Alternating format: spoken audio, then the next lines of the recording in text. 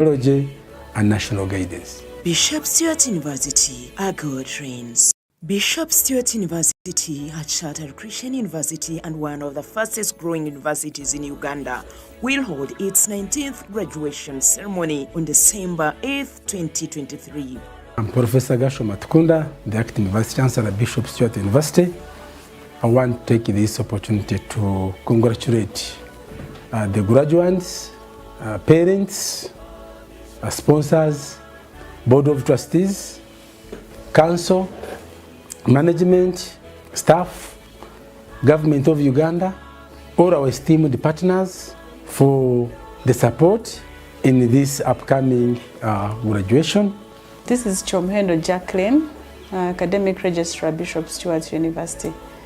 We want to congratulate all our potential graduates and thank you for honoring the timelines that we set to ensure that you clear in time and your names are ready for graduation. Thank you very much. We can't take that for granted. We shall have our 19th graduation on 8th December, and our guest of honor will be Honorable Dr. Chris Badyomunsi, who is the Minister of Information, Communications, Technology, and National.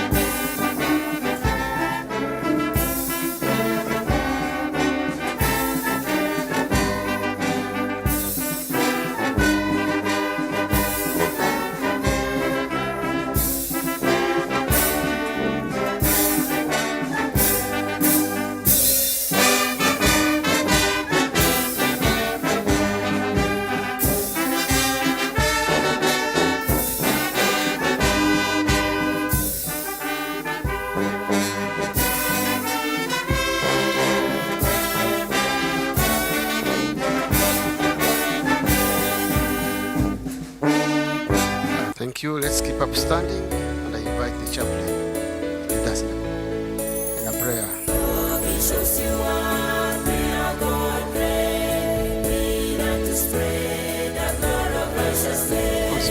The BSU anthem. BSU anthem.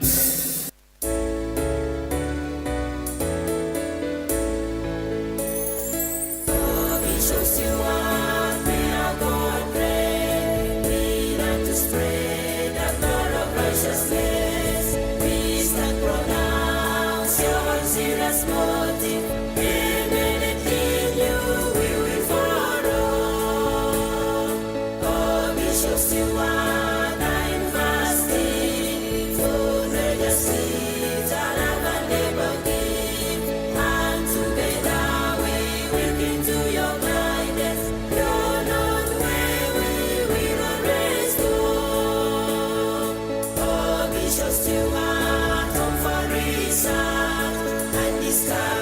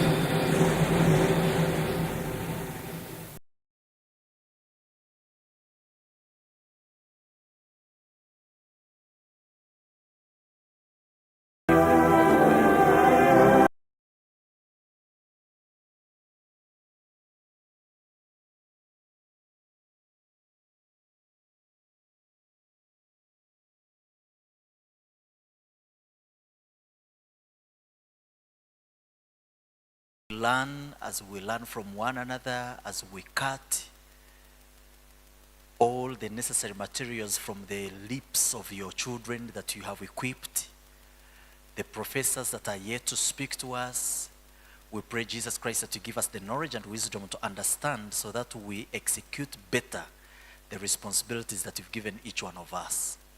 And as a university, King of Glory, as a center of education, we pray that you will give us the knowledge and wisdom so that we do a transformation, that we will also metamorphose the community, that the communities around us, our nation, Uganda, will walk on the wheels of education that we offer as a university. And at the end of it all, we'll see a change. We'll see a community change, we'll see an individual change, and your name will be glorified. Father, we pray that you take your will and you take your place in us, that your will shall drive every heart and every mind. And whenever we are in those classes teaching our students, whenever we are in those classes learning, we will learn to unlearn so that we go out to impact the community. Give us the knowledge and wisdom. We pray for our professors and the speakers that are going to speak. May you speak above them, that we will not see them, but we will hear your voice speaking. Give us your grace to do your will always. In your name, Jesus Christ, we pray and trust. Amen. Amen. And someone say amen to the Lord. Thank you. Yeah, it deserves another clap. Yeah, we can now sit, and I invite the acting Vice Chancellor to come and address us and open this public lecture.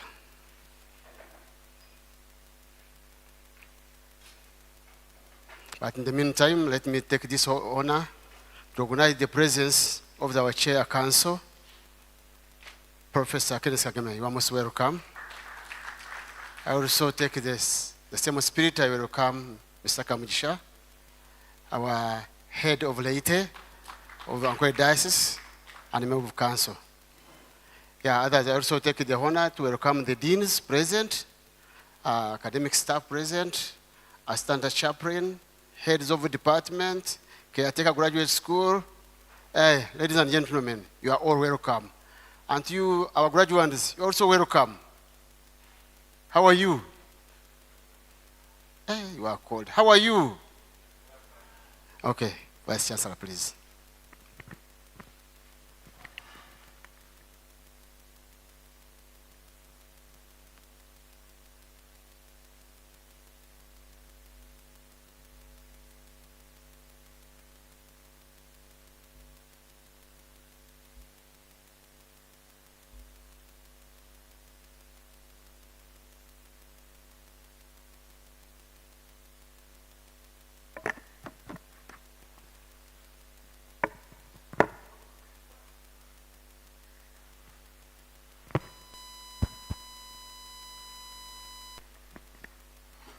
Thank you so much,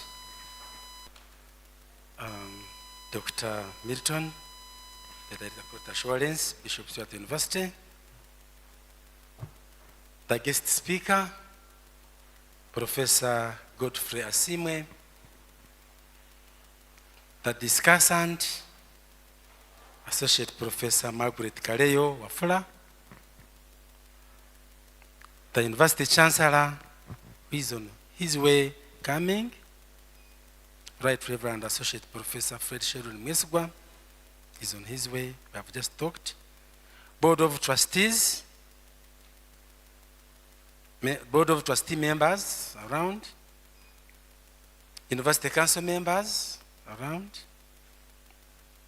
distinguished political and religious leaders, esteemed partners and BSU members of staff present, Guild President and Guild Council, graduates and students, parents, guardians, alumni, and sponsors, ladies and gentlemen.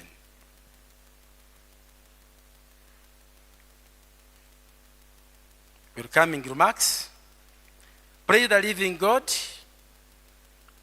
on behalf of Bishop Stewart University, community, management, and on my own behalf, I have the pleasure to warmly welcome you all to this public lecture. Today, 6th December 2023. We express our heartfelt gratitude to you for honoring our invitation and considering it worthy to attend this event of your busy schedules. I thank you so much for coming, and you are most welcome. It's our pleasure to host you on this public lecture today at BSU. This is our 6th public lecture organized by BSU, and I want to take this opportunity to thank you for honoring our invitation. Thank you so much. Part B is BSU background, and Bishop Stewart University is a private and not-for-profit university. It was founded by Ankole Diocese of the Province of the Anglican Church of Uganda in 2002 and received provisional license in 2006. The university was then chartered on 25th October 2014, spanning over 20 years of existence. The university now reckons its tremendous contribution to the academia, research, and innovations in Uganda and the whole world. From the research studies conducted, the university has since churned out notable graduates who have become contributing members of society, offering services to the nation in private business, NGOs, and public sector. Our webometric rankings have also progressively improved to 13th out of 52 universities in Uganda as at July 2023. We aspire to attain single digits in the near future. Public lecture. The theme for this public lecture is transformational education and community engagement as a means for improving universities' effectiveness in contributing towards the attainment of the National Development Plan Goal number 3. This resonates well with the National Development Plan 3, and I know it will be shared as our chief guest and discussant will share with you. The guest speaker is Professor Godfrey Asime, as I mentioned or saluted, from Mountains of the Moon University, and the discussant is Associate Professor Margaret Kareyo Wafula from Kampala International University. We appreciate them for accepting our invitation.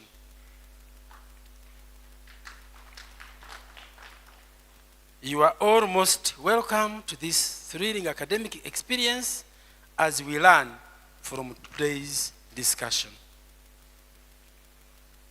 19th Bishop Stewart University graduation ceremony.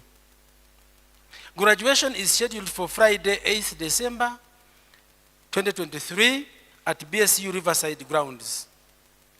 The guest of honor will be Honorable Dr. Chris Barjomunsi, Minister of ICT and National Guidance. I therefore take this opportunity to invite you to attend the ceremony. A total of 1,500 graduates will be awarded degrees, diplomas, and certificates of Bishop Stewart University in various disciplines.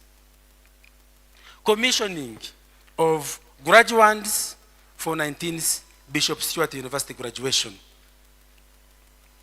The commissioning service will be on the date of graduation, and the preacher and the chief commissioner will be Reverend Bernard Mushabe. See Notable achievements. Number 1, accreditation of Bishop Stewart University Research Ethics Committee, REC.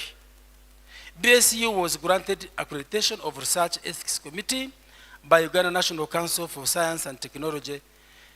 REC activities have since been open to BSU students, staff, and any other researchers, we include local, national, and international levels. This has certainly gone a long way in improving research and publication at BSU, as well as the university rankings. We thank God for this great milestone, and he deserves a big round of applause. Number 2 is BSU Journal of Development, Education and Technology, JODET. We have since managed to establish the aforementioned journal, which has consistently received and published articles from our students and staff and the public at large. We are happy to report that the 3rd edition of JODET is now out. You can get yourself a copy at Uganda shillings 30,000 only. We still call upon those who have publishable papers to submit them. And we shall now have a special issue on agriculture this coming, in this month, December, towards the end. Number 3, collaborations for mobility exchange staff and volunteers. Exchange programs with international partners. From Japan International Cooperation Agency, JICA, Mende University, in Czech Republic, Hamka University in Finland, and Pavia University in Italy. We also have an MOU with Djang University in Cameroon, and all these MOUs are related with projects which our staff have ably written and won. The partnership will not only benefit our students and staff through capacity building, but also strategically position BSU to compete at the international level. Number 4, MasterCard Foundation Project. BSU, through a consortium with Gulu University, Muni University, and other partners, which are 7 in number, won a grant worth 27 million US dollars. The project is intended to skill 100,000 youth, refugees, and nationals in settlements of southwestern, West Nile, and northern Uganda, and we signed the contract, and implementation of the 4 years project is already underway. BSU will be implementing 2.6 million of the project total sum, which in Uganda shillings will go up to 9.6 billion shillings. And this will be running for 4 years, but it is renewable once we perform better. Other partners include Finn Church Aid, Danish Church Aid, as well as other local partners who will participate in skilling the youth in those refugee settlements and communities around those refugees. And our institutions will be engaging the community, and also benefiting our demonstration farm, because it also have to be improved to reach the standards of the MasterCard Foundation level, in order to make the standards of trainings and skillings that will be needed at that level. Number 5, Students' Challenge. In order to pilot the problem-based learning, PBL methodology, in teaching and learning, which is now the recommended methodology of teaching, the agri-scale project designed activities known as student challenges. These activities were to be identified by each partner university, at least 2 of each partner, for students to investigate a challenge proposed by a private sector or industry company together with their teachers or lecturers as mentors. And we have a variety of mentors here, business coaches, mentors, who have really ably participated and have really made this a success. With at least one challenge in each university, the students of partner university would get an opportunity to investigate the same challenge with a host university. BSU has had the opportunity to host two challenges, namely the biofertilizer challenge and data repository, which were done successfully. The key project outputs were, but not limited, to capacity building for staff in problem-based learning, methodology, using student challenges. This will continue to be done to equip all our staff with that methodology, which is PBL skills, and enable curriculum reviews to integrate PBL in all our academic programs. After the PBL training, the staff from Department of Agriculture, Agribusiness, Environment went through the process of program review supported by staff of Faculty of Education and Media Studies.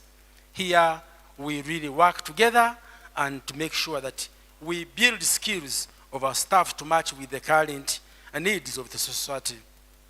The problem-based learning methodology has also been adopted in the incubation hub to facilitate a full cycle of ideation and innovations targeting communities around and beyond the university.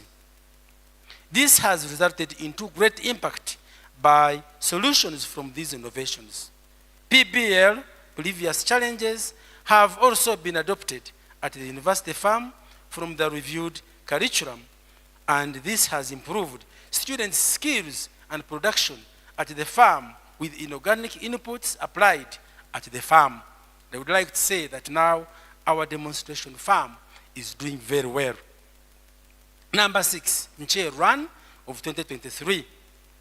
We participated in the run organized by the National Council for Higher Education under the theme Run 2023, Environmental Conservation in Higher Education Institutions. That was held in 20th August 2023, where a team of staff and students participated, and one of our students, in the names of says Akampa, won this national event in record time. We really need that round.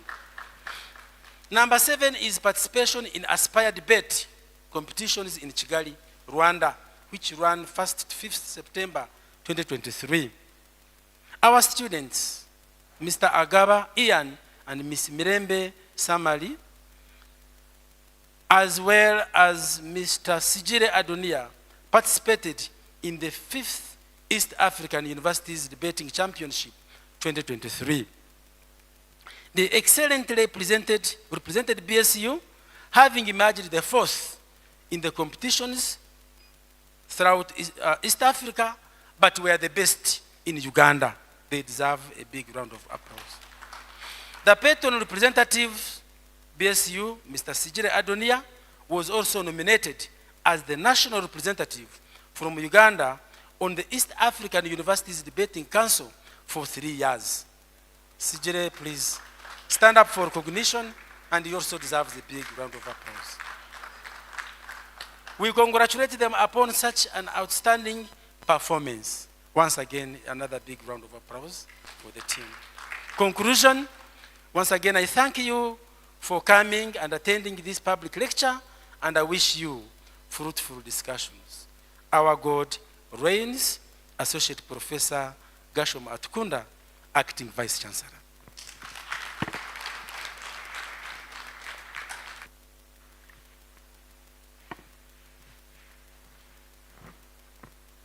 Another clap.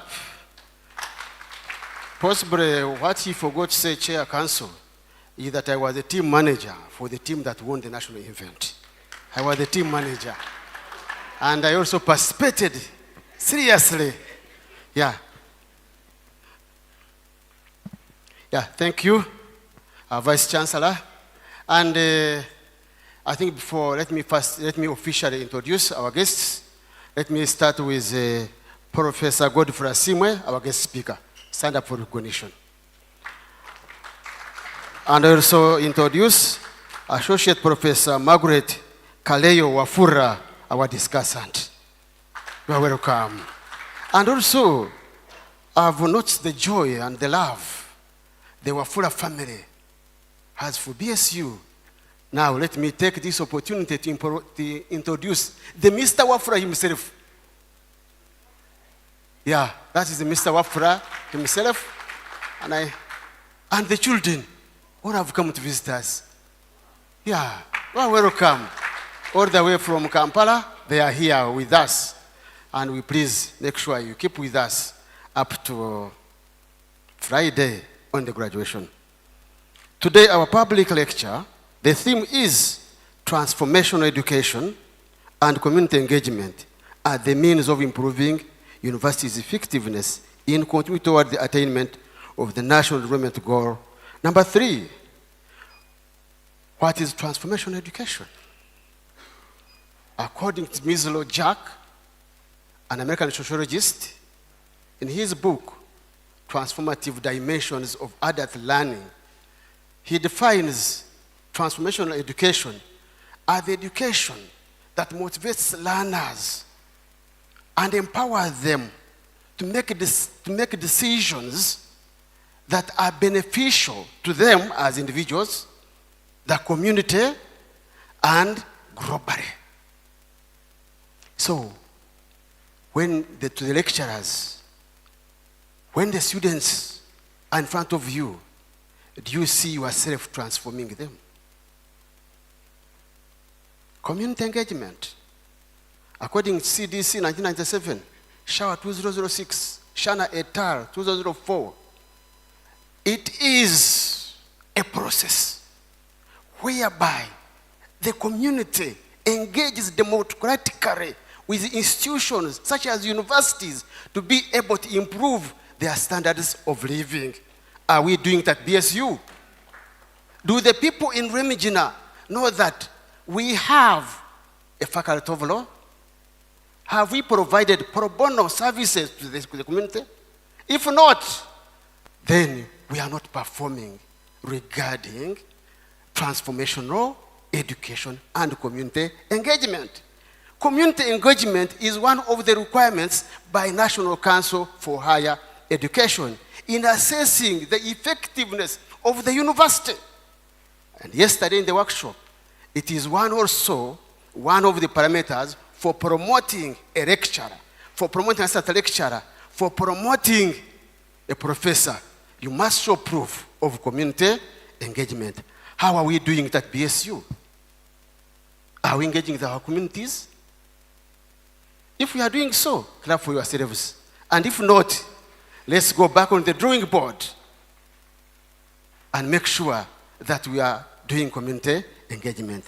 And recently, we made a policy on community engagement. And an indicator that we are there because we have the policy. National Development Plan 3. Uganda's development agenda is geared by Vision 2040. And to achieve Vision 2040, a series of 6 national development plans will be implemented. And at the moment, we are implementing the National Development Plan 3, whose goal is to increase household income and promote good quality life among the Ugandans. Are we doing so? Much of this will be expounded and explained by our guest speaker, who is none other than Professor Godfrey Asimwe. Who is Professor Godfrey Asimwe? He's a solid man, married, with children, a wife, from Mountains of the Moon. He holds a PhD in environment studies, and I indicated that he's the right person to speak to us.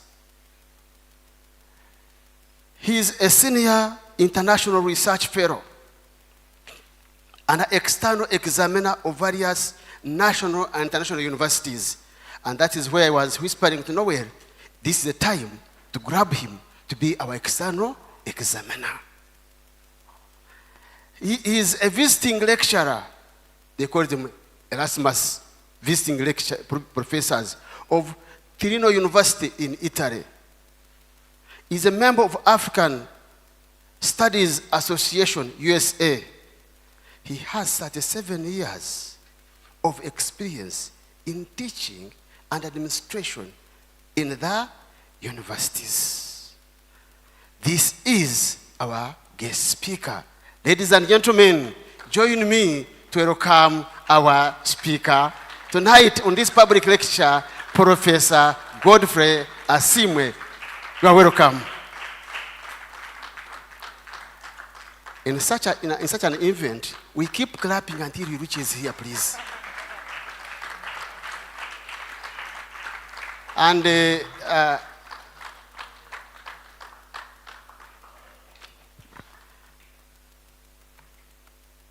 Mr. Bingana, you come and assist us in making connections here.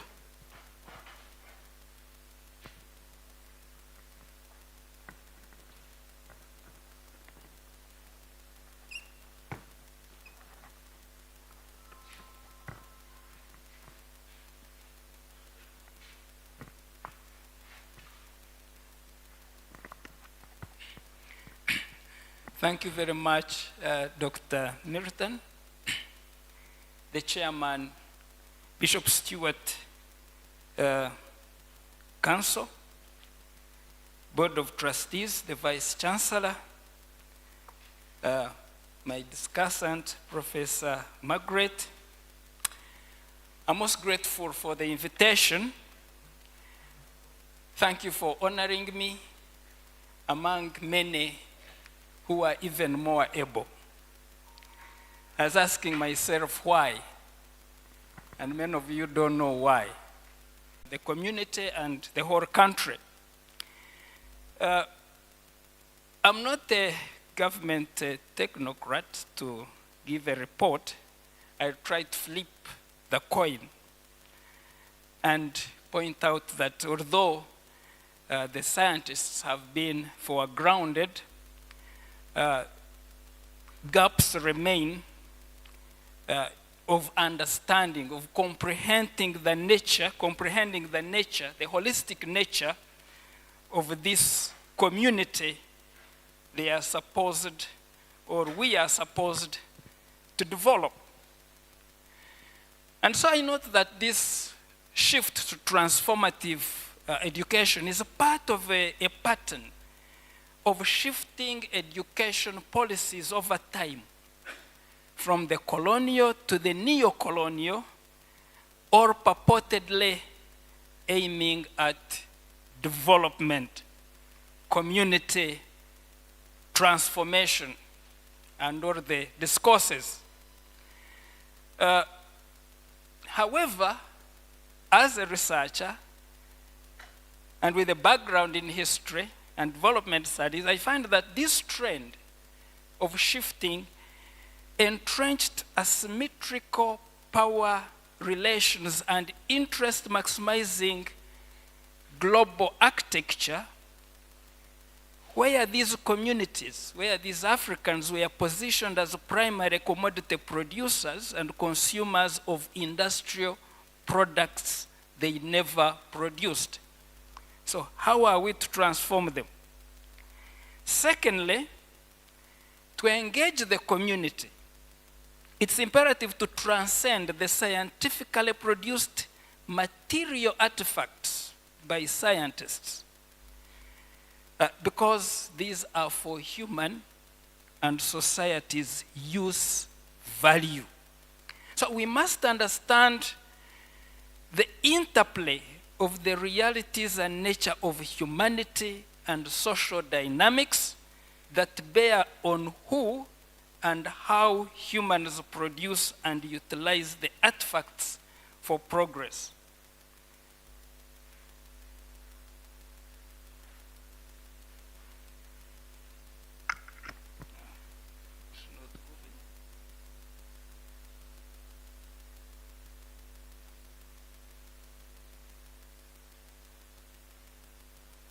Seems not to be moving.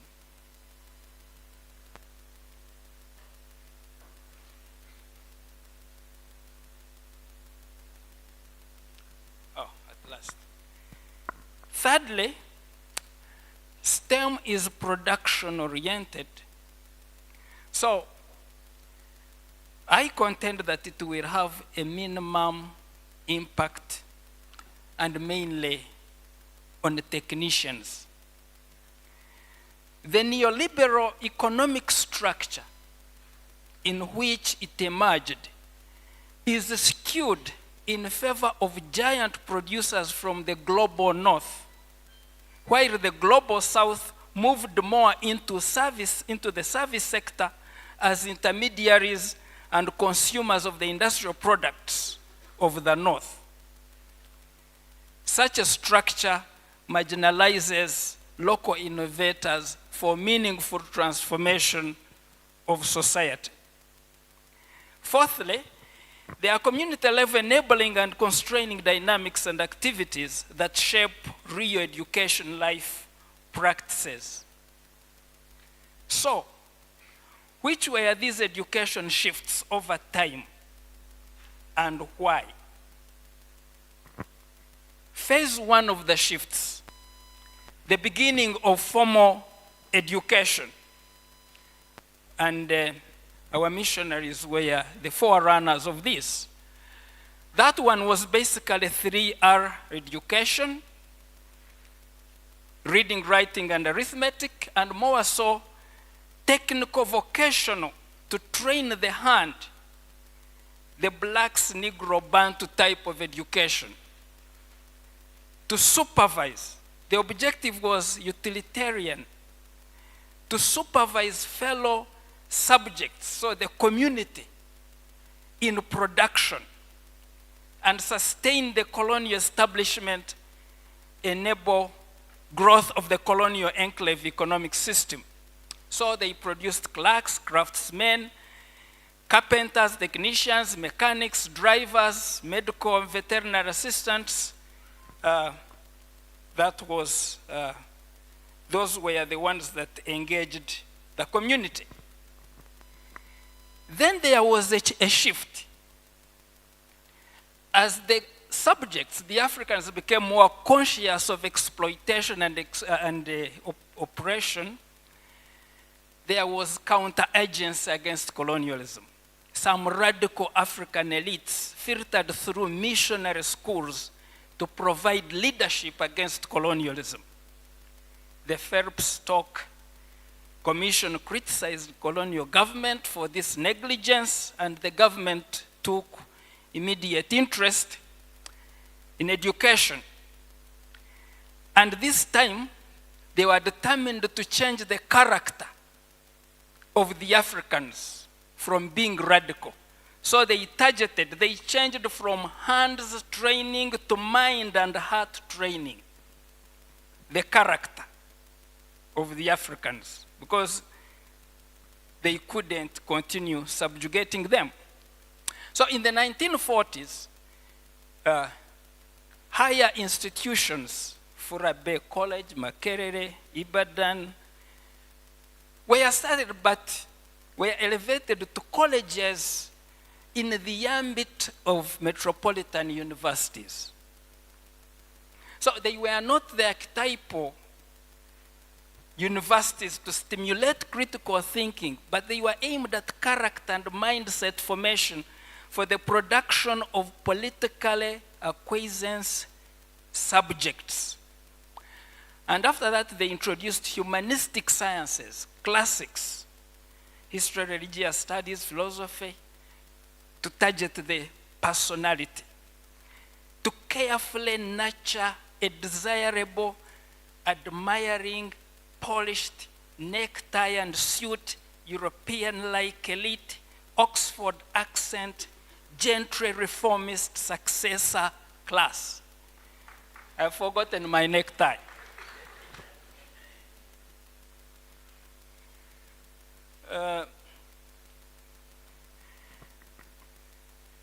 Governor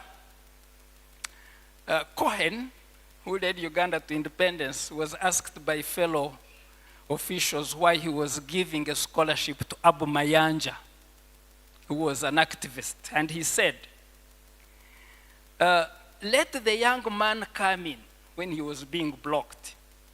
Let the young man come in to see me in my office. If we are going to have political opponents, and there is no way we are going to avoid that, for God's sake, let us have them at least educated. End the quote. So Mayanja went to Oxford, and he was imbued with gentility values. This thing is freezing.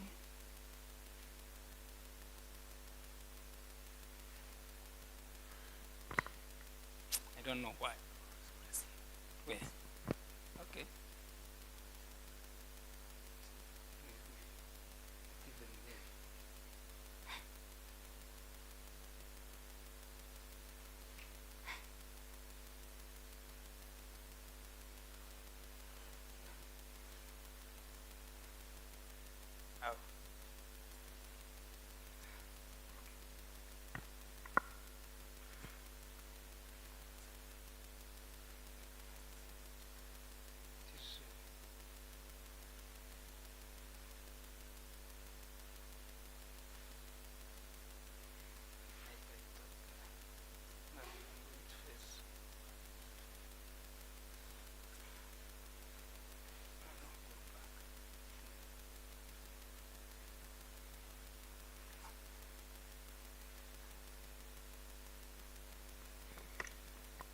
So we go to phase 3.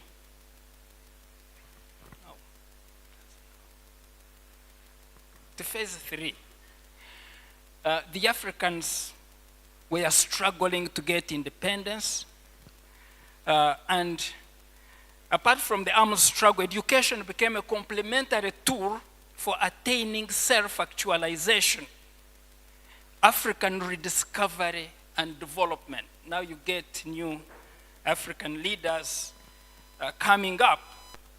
So the progressive scholars and nationalists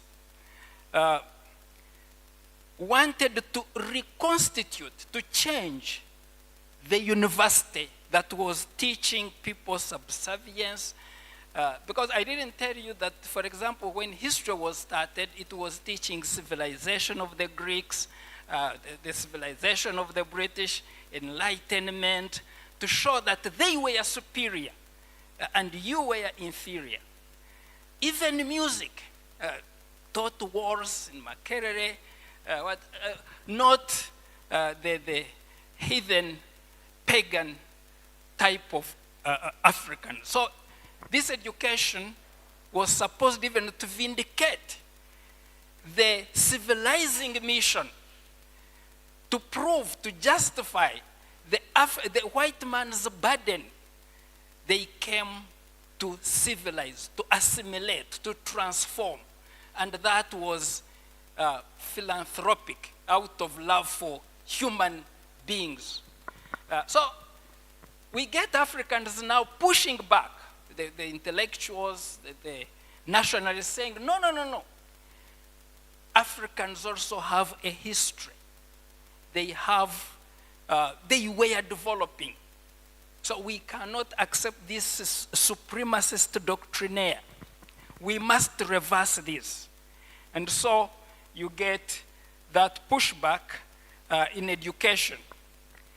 And the new strategy was to inculcate African reality and phenomenon, to liberate the African elite from the trappings of colonial supremacist mindset. So they even wanted to break away from Furabe, Makerere, Ibadan colleges and establish a real African university, because these were reformist. They produced reformist, admiring elites. And Julius Nyerere stood out to establish Dar es Salaam, different from Makerere. You know, in Makerere, I've taught there for 37 years. To study professionals, you had to put on a necktie and suit, like the lawyers and doctors still do it. So these could be but reformists.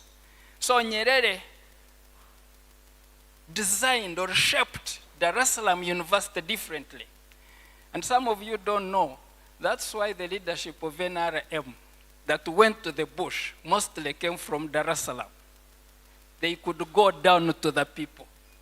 The Makerere ones joined late and taught them bad manners, but they were aiming at Koloro, not good life.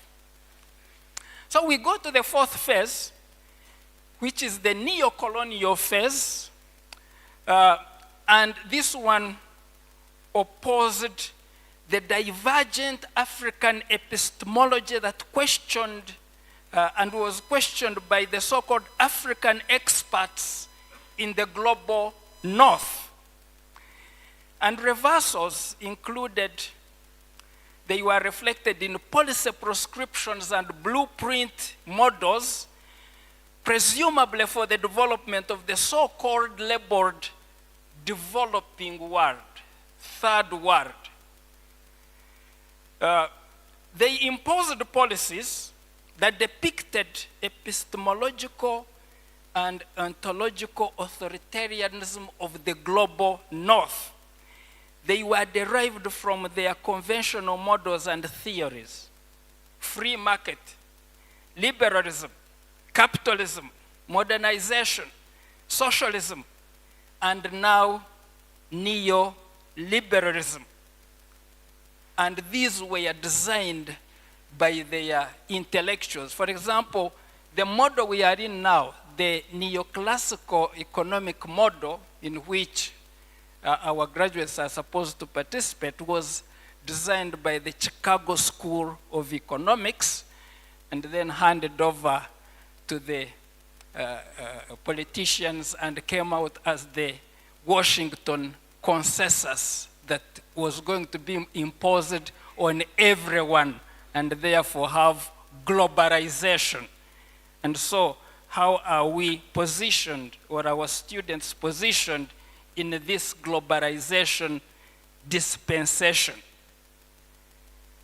The so-called third world was made to follow development trajectories of the developed first world, that hierarchy.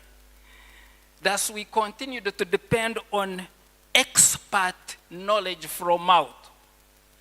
So when we have transformative education, this is not our own idea. It's from out to follow their pathways and interests. By the way, I insist on these interests. They have interests. My students at Makerere once called the European Union leader, and they were talking to him, and they were very enraged, and he pointed out that, by the way, we have interests. When one of the officials in Rwanda during the genocide went to the Clinton administration to beg that at least they stop the Nterahamwe radio, that we've been your friends for long, she got a reply that United States has interests, not friends.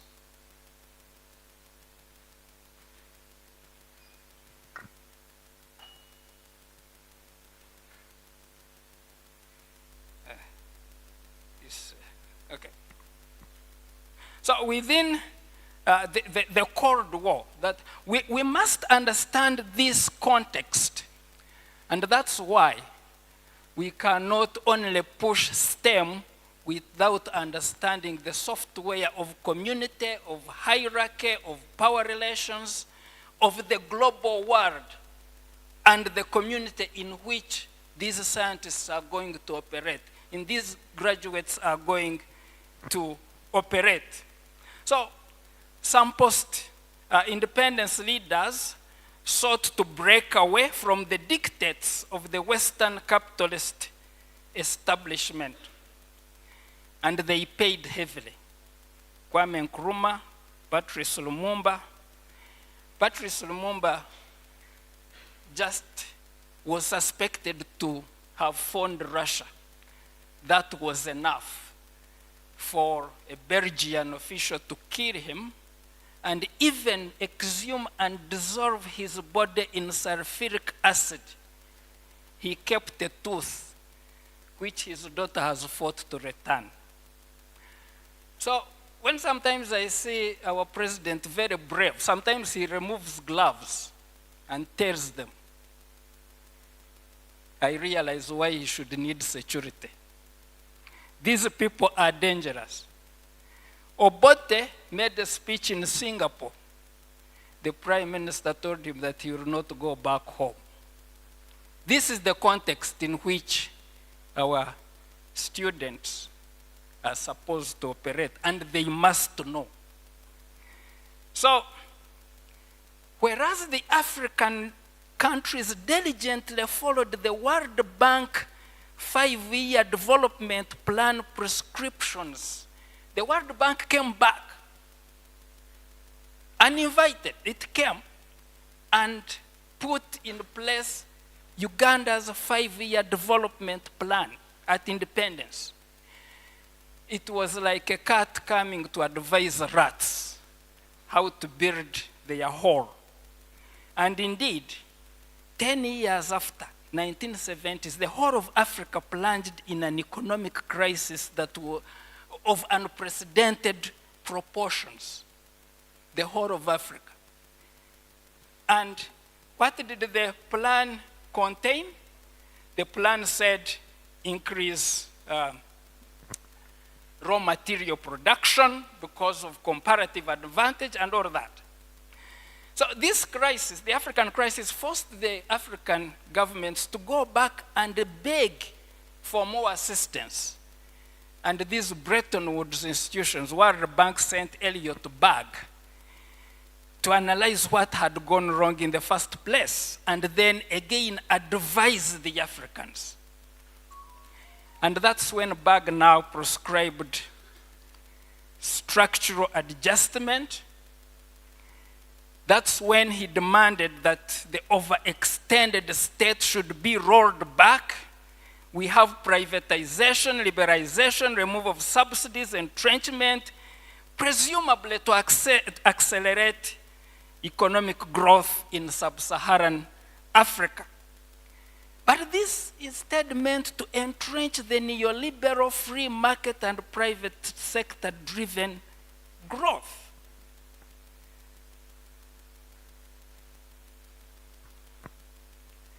So, although neoliberal reforms in Uganda spurred this impressive economic recovery and growth, meaningful development remained elusive as poverty increased, inequality, unemployment, and dependence. But more so, these reforms straddled all sectors, including education, an important frontline sector of international interest that is subject to influences, hence global drivers like the World Bank, come in. So transformative education, which we are hearing, this thing now is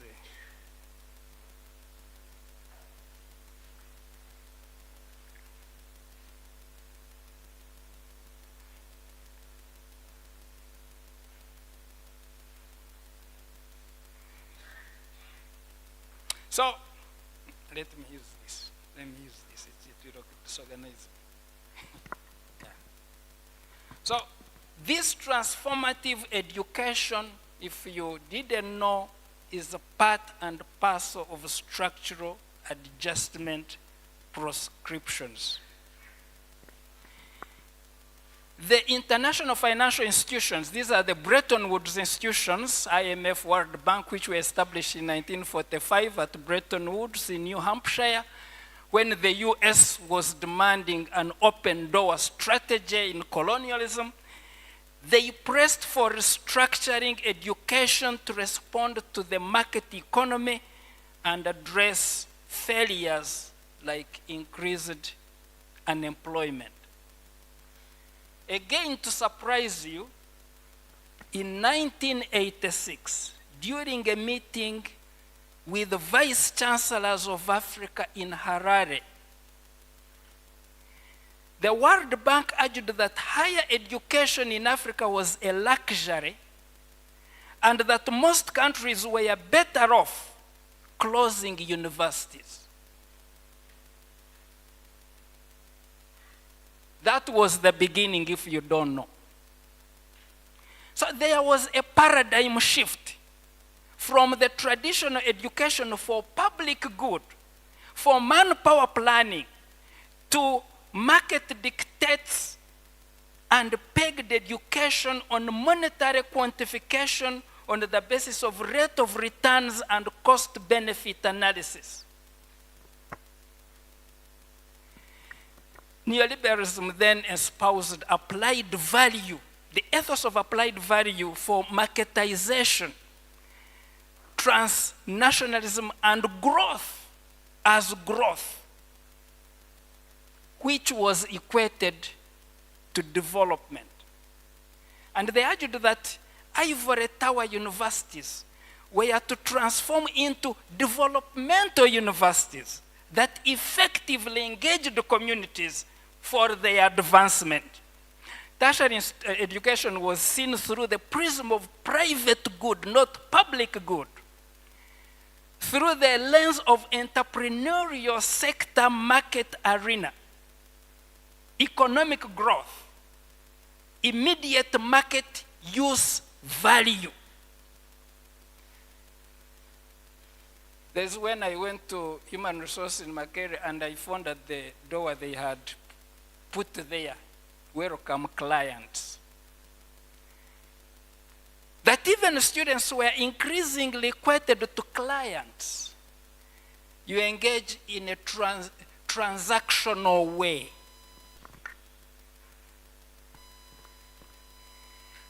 They particularly blamed the humanities and social sciences, but they want to engage the community to develop the humanity and society without knowing the dynamics of society. So they targeted them that they are irrelevant, they are useless. Even officialdom chorused. It followed that paradigm, disparaging humanities and social sciences. But paradoxically, they wanted to transform society and humanity. So humanistic sciences were blamed for producing graduates who had no applicable skills for the labor market, for engaging their people. Hence, fueling the persistent enigma of rising unemployment amidst spectacular economic growth. The perceived irrelevant humanities and social sciences were compounded by their pedagogical, methodological shock and talk, which was considered inappropriate for the clients, the paying clients. But with the pushback, African vice chancellors protested. And the World Bank changed and said, okay, we advise you to trim university funding and restructure the curricula towards the production of skills that were demanded by the market. I think you've heard officialdom harping on the uselessness and then the primacy. So attractive courses now came on board. Business, human resource management, tourism, hospitality, studies, and entrepreneurship. In Makerere, we even had the secretarial studies, and somebody asked, now, are you teaching secretaries? We even had these typewriters, and we had taken over YMCA. So, are these humanistic sciences useful? Yeah, because we are targeting to transform the community, the society, humanity. So we must fully understand the human and the society. And humans are the most complex species God has ever created. They change. Very intelligent. It's not like you are studying a cow. If you are in veterinary, it can only be changed by a human being or a goat. But a human being, we need the soft way of understanding the nature of humanity in order to complement the hard sciences. We need to know what is it to be human, and the what and how of their innovations, the materiality where of the artifacts was used by society and humanity's well-being, livelihood, how it's produced, why it's produced. You cannot tell me, people are crying, corruption, corruption. And I was shocked some time ago when I found that religious studies was no longer optional. This is the only subject that forms the moral fabric of society. So if you underrate it and then you start crying about corruption, about sacrifice of children, about what? I shudder. So these illuminate humanity's heritage, the array of organizational configurations, class, group, along gender, the moral, the relational, the aesthetics, the beliefs, the values, the tastes, the judgment. Somebody took pigs, the nerds took pigs to Churuhura and they were arguing how they make more money. Somebody asked, can you take a pig to pay bride price?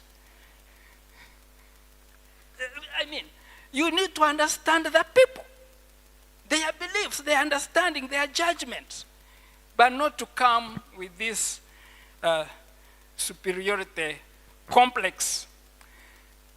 So they also emphasized efficiency maximization approaches in education, new managerialism. I just resigned from Makere after giving me a post-retirement contract. Before I resigned, they had brought these small cameras where you have to show your head, and then they prove that you are on ground. I said, as a professor, I'm supposed to do research or to engage the community. I'm not supposed to be in class from 8 up to, I'm not a cashier in the bank. So, new management, public administration. You know, before our reforms, there used to be public administration. That changed to human resource management. To manage is different from administer. Okay? So rigorous accountability. So all those were the changes, the transformative education that brought. Major discourses foregrounded skills training, skills which reflected also the philosophy of broader capital supply theories of neoclassical economics and enterprise, labor export, socio-economic transformation. So, it is true that indeed Uganda needed technicians because our vocational, technical, and polytechnical education never recovered from the doldrums of the political turbulence. And so there was a shortage in the labor supply for the economy. Many of you may not know why in Uganda you can only drive a Toyota. And it must be an old model. This is because our mechanics are a trial and error, hammer and spanner. So an advanced car, like a Subaru, they will not repair it. They say, okay, first go home, we check. They hammer it. There was that gap. When CHOGM came, they realized that there were no trained hospitality people. They had to import them from Kenya. So there is indeed a gap which was required. And indeed, government in 1992 wrote a white paper of skills development and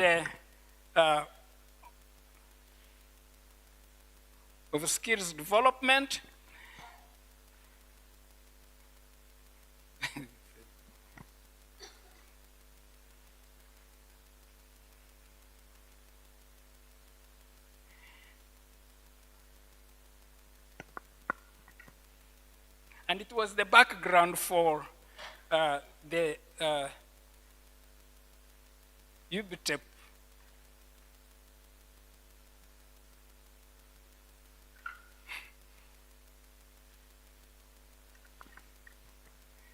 I've just got this laptop on a project, and through university procurement, it cost 5 million, and that is 6 months ago. And that's efficiency. So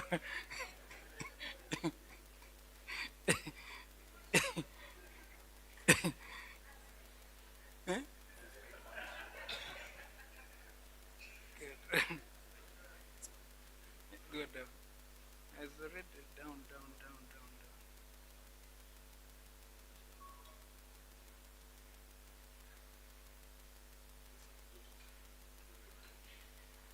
Up again. Yes, there. So in 2008, government indeed enacted and operationalized the BTV ET Act. And under the presidential initiative, reskilling programs were organized in hairdressing, carpentry, tailoring and design, shoemaking. I think I should use the...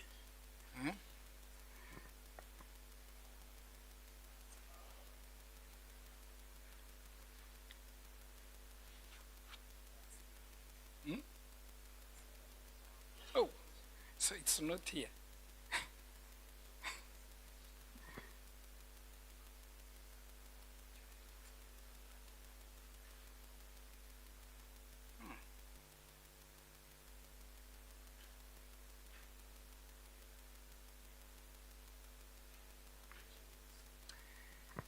So, I think, let me continue this.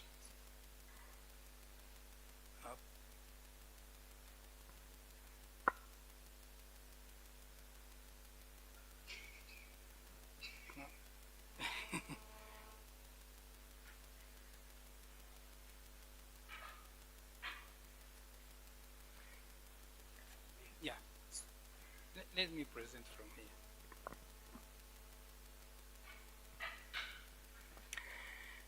So why am I saying that our scientists have a dilemma?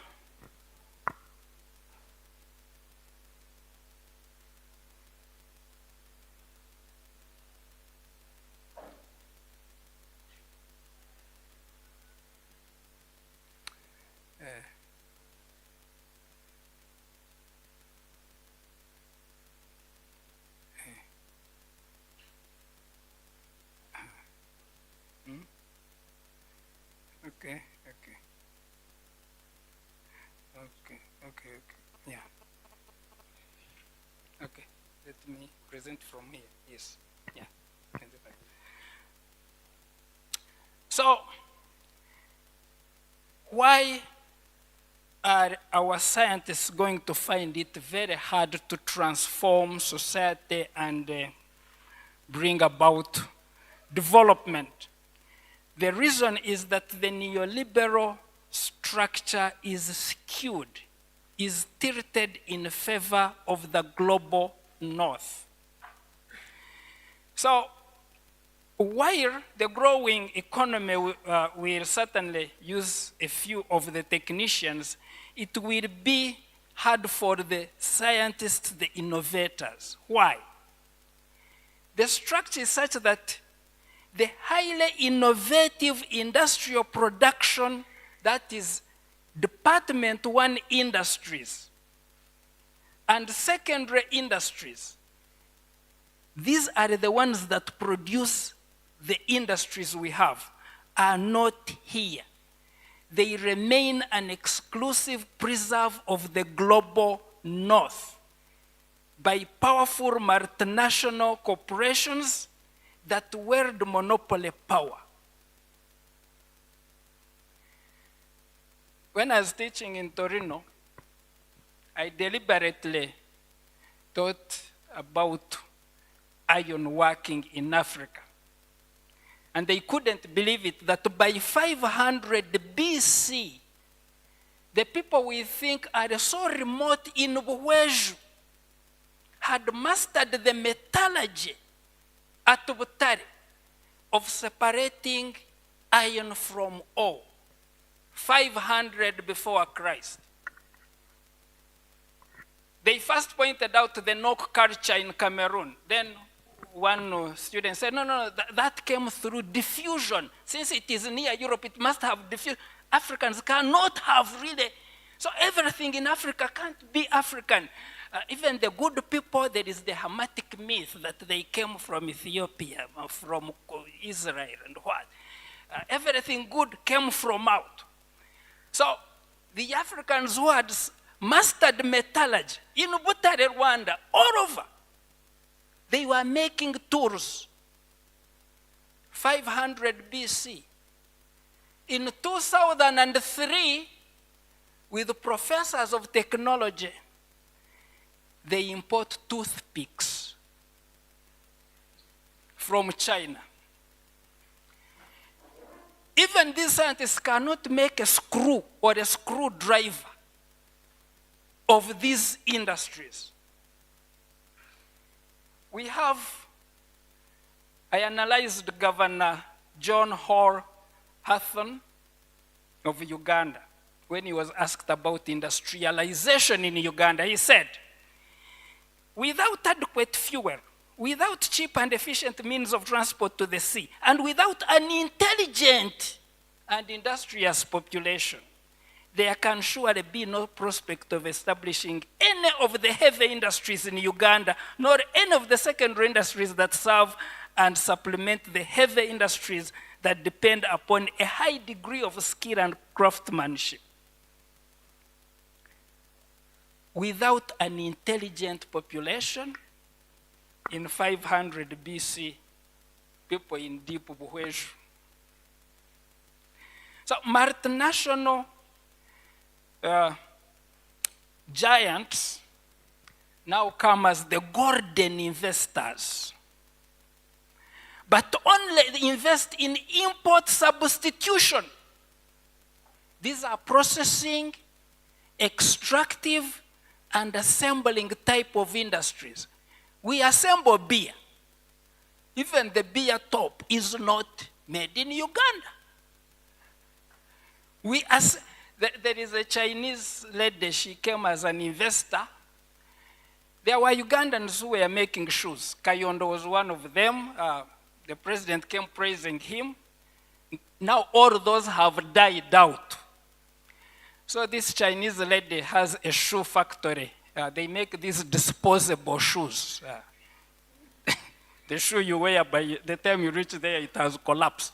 So she imports straps and sole.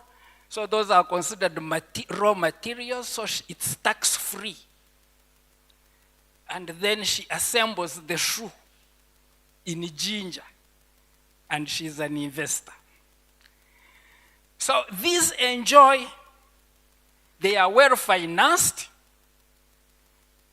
Structure adjustment demanded that we sell our bank, UCB, Cooperative Bank, which Obote had started to offer cheap credit, affordable credit to our entrepreneurs. So now they are not there. All these people you see are on tenterhooks of money lenders.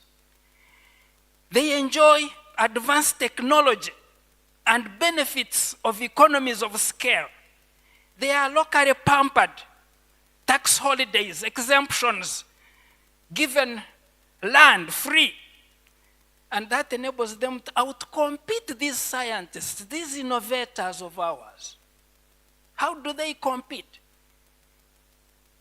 Local investors have no protection at all. There's a time we were in a conference in Mukono, Colin Hotel, and at breakfast they served sweet beans. I said, why are they sweet? They said they are from Malaysia. I said, beans from Malaysia? They had put preservatives, sugar, what? Beans from Malaysia in Mukono Hotel, when Mukono beans are on the menu of bean weavers, and you say you are going to transform society and improve the income of those people. You meet them walking from ShopRite with a vera of eggs from South Africa. That now is those from Kololo.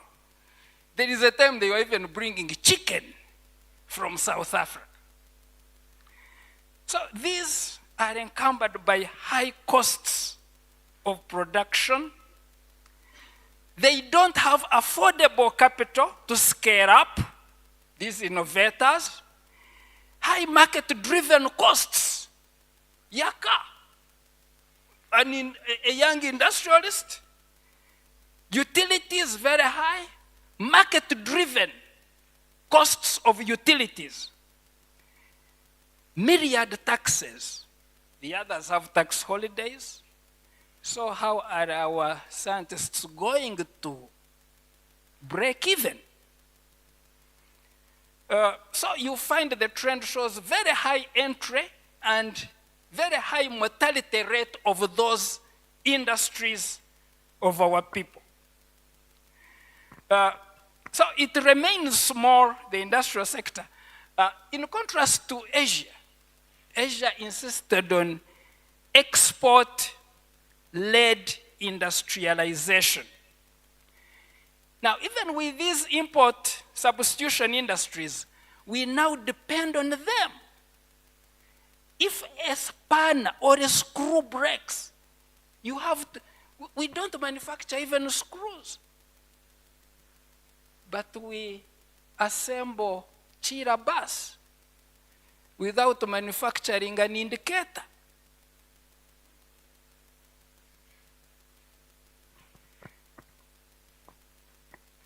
Then RM government came up with Bubu. Said, you must buy Uganda, build Uganda. By then the president has tried. But as I told you, we must support him, because sometimes he gets annoyed and removes the gloves. What happened to Nkrumah, to Lumumba, to these, if you annoy them? Now they have removed the money. They may do many things. But this actually mainly profits the multinational investors here. It benefits them more. Now, Ugandans are not fools. Africans are not fools. They have tried. They saw apertures in some of the products that use local materials, especially in food, beverage processing. I single out Chutuzi, Mukama na Ayamba. They have tried. And yes, concoctions, herbal concoctions, you see them in buses. But it's only a matter of time. The Chinese went to Congo and looked at the Tenje and took them, they fought and took it and started producing en masse. I understand Malaysia patented back cloth without a single mutuba tree in Malaysia. So the war, the young people, Nkrumah said that they fought colonialism, which they saw. You will fight neo-colonialism, which is more complex. So, Bubu even was undermined by our own mindset set from the colonial time, the superiority complex. You need to be seen wearing a Van Hoosen shirt, whether it is second hand or not. And how do our scientists, our industrialists innovate? When you liberalize and open up wholesale, and they power here, or second hand, I feel pained when I pass Calero and the other market, and you find second-hand bras, second-hand boxers. Are we still a country? Now, how will our, actually what our textile industries, I don't know which ones are still working.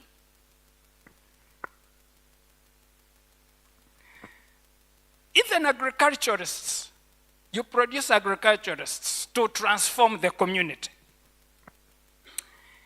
Africans from the colonial period were placed in the agricultural sector as commodity producers, allegedly for comparative advantage, that you have low skills, they are suited for tilling the land, and for us we will manufacture complex industrial products.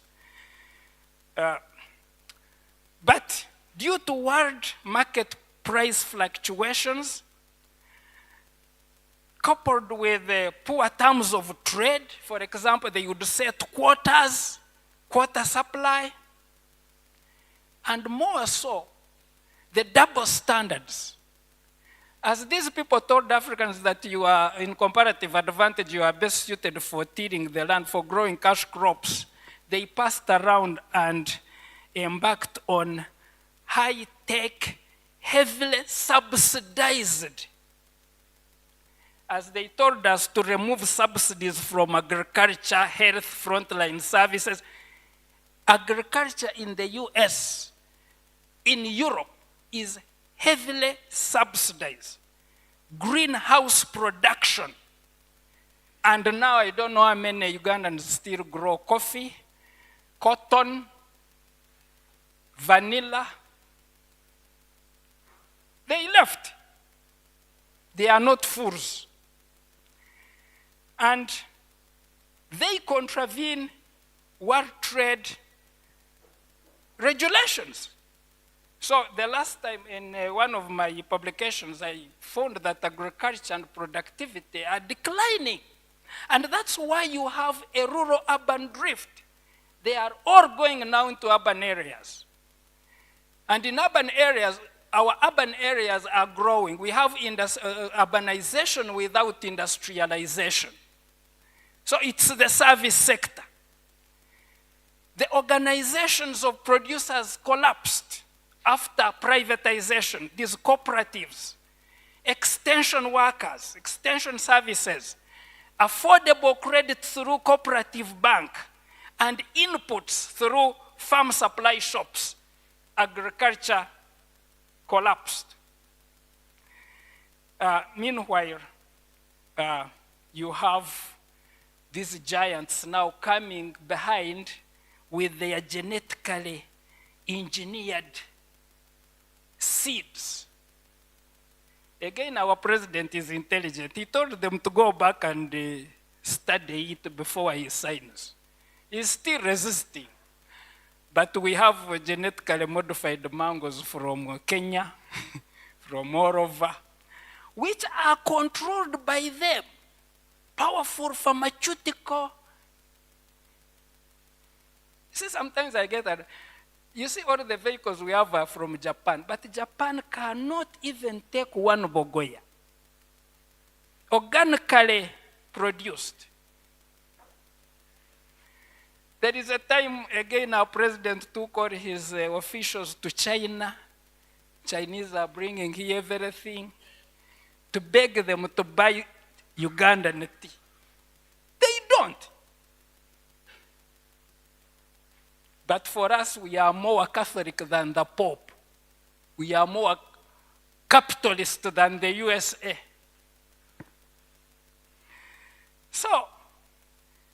African producers shifted to non-traditional crops. Matoke, that's where now we are. And this flight to urban centers led to crisis. So we need to understand these dynamics under neoliberalism. So the low-level technicians, these can manage to squeeze, okay? But they are also constrained by capital, by operational costs, and they manage, they end up in the informal sector. Now, the informal sector, some of them manage to be exported outside as house girls, in the informal sector, as boda riders, hairdressers, car washing, hawking, touting, sports betting, gambling, food vetting, vending. How are they going? The other day I was shocked. I was taking a taxi to Fort Porto, and a gentleman jumped and said, "Oh, my professor." I said, "And I'm the one going to drive you." So you are the driver? He said, "Yeah, I'm a driver." I congratulated him, but I was thinking, okay, he's going to transform the tax sector.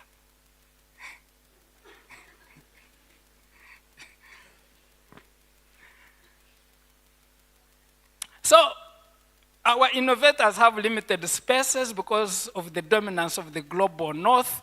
Agricultural scientists, you can see how agriculture now it will be driven by pharmaceuticals. So by the most of these are even going back to study humanities. Foresters, the forests are gone. So we have a very big problem for these. And as a result, actually, National Council of Higher Education pointed out that the enrollment for scientists was declining. The number of students, this I quote even National Council of Higher Education 2013, and that was at the height of the reforms. The number of students in sciences and technology reduced from 179, that's 37% in 2010, to 51,000. And in 2011, it further reduced. In 2014, enrollment in BTVET was only 39,000. And it fell to 45. In 2016, it fell down to 45,000. That was UBOS. So the decline prompted the Budget Monitoring and Accountability Unit of government to question whether the training was realizing its objectives. That's this Budget Monitoring Unit 2019 report.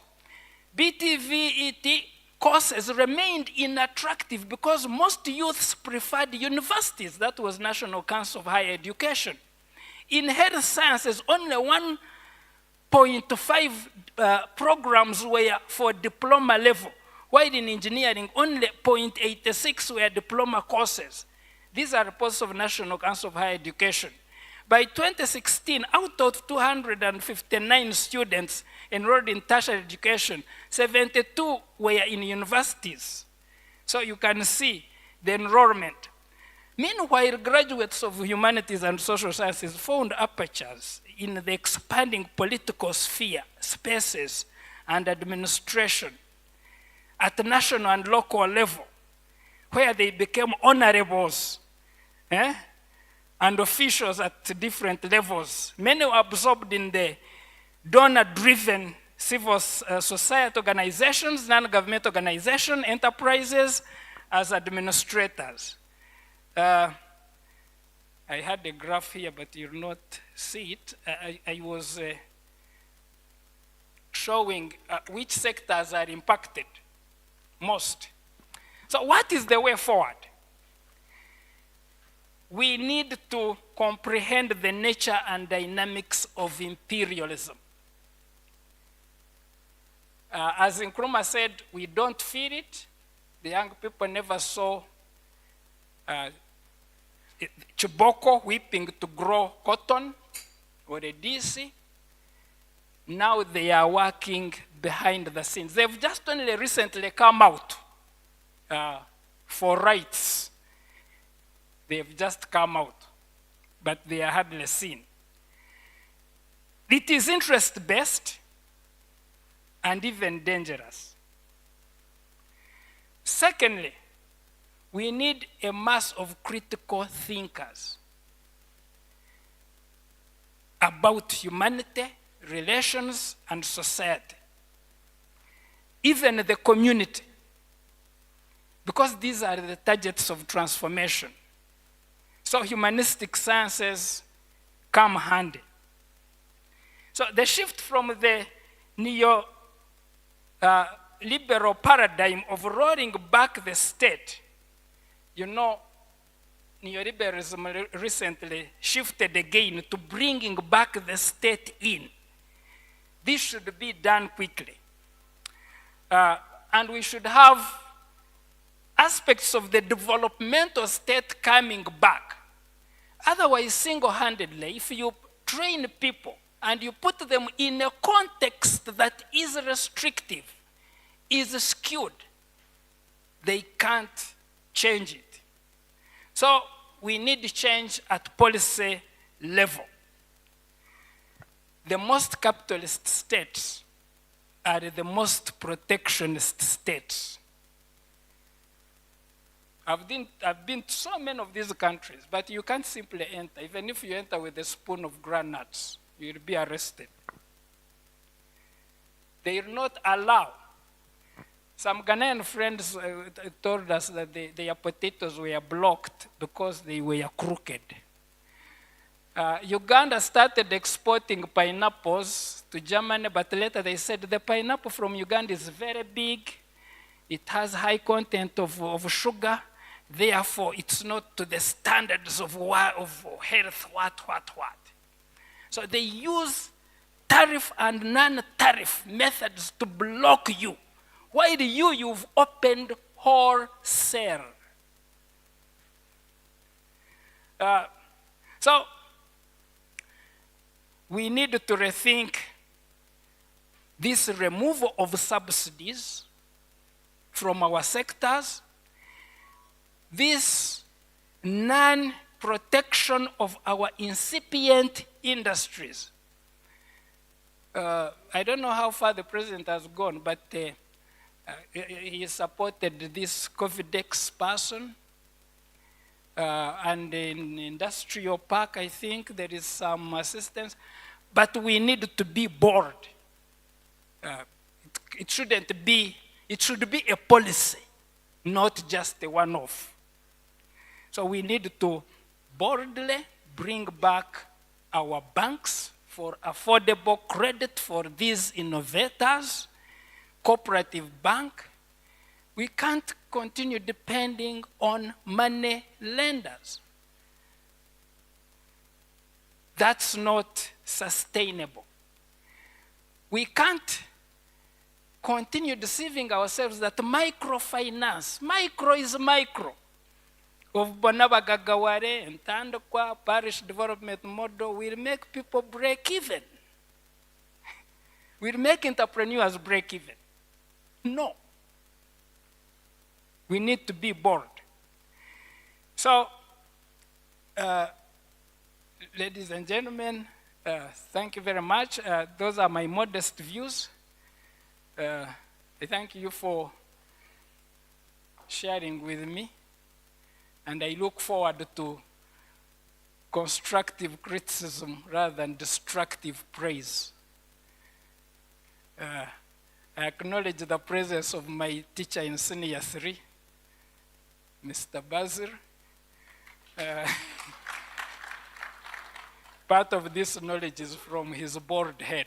Thank you.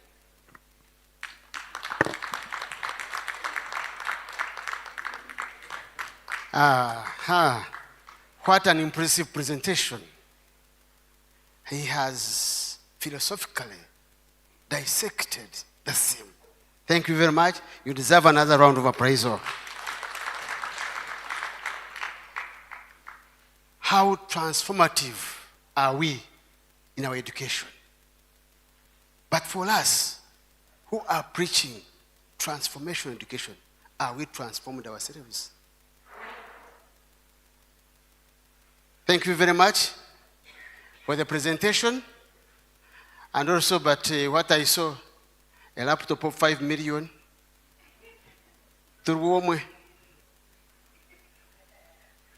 Yeah, and now, during the presentation, we are joined by our Chancellor,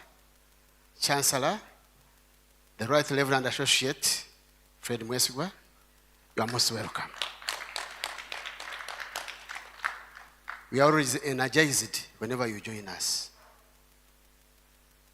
Let me now take the opportunity to invite Dr. Rebecca, the Dean First, to introduce to us our discussant. Thank you.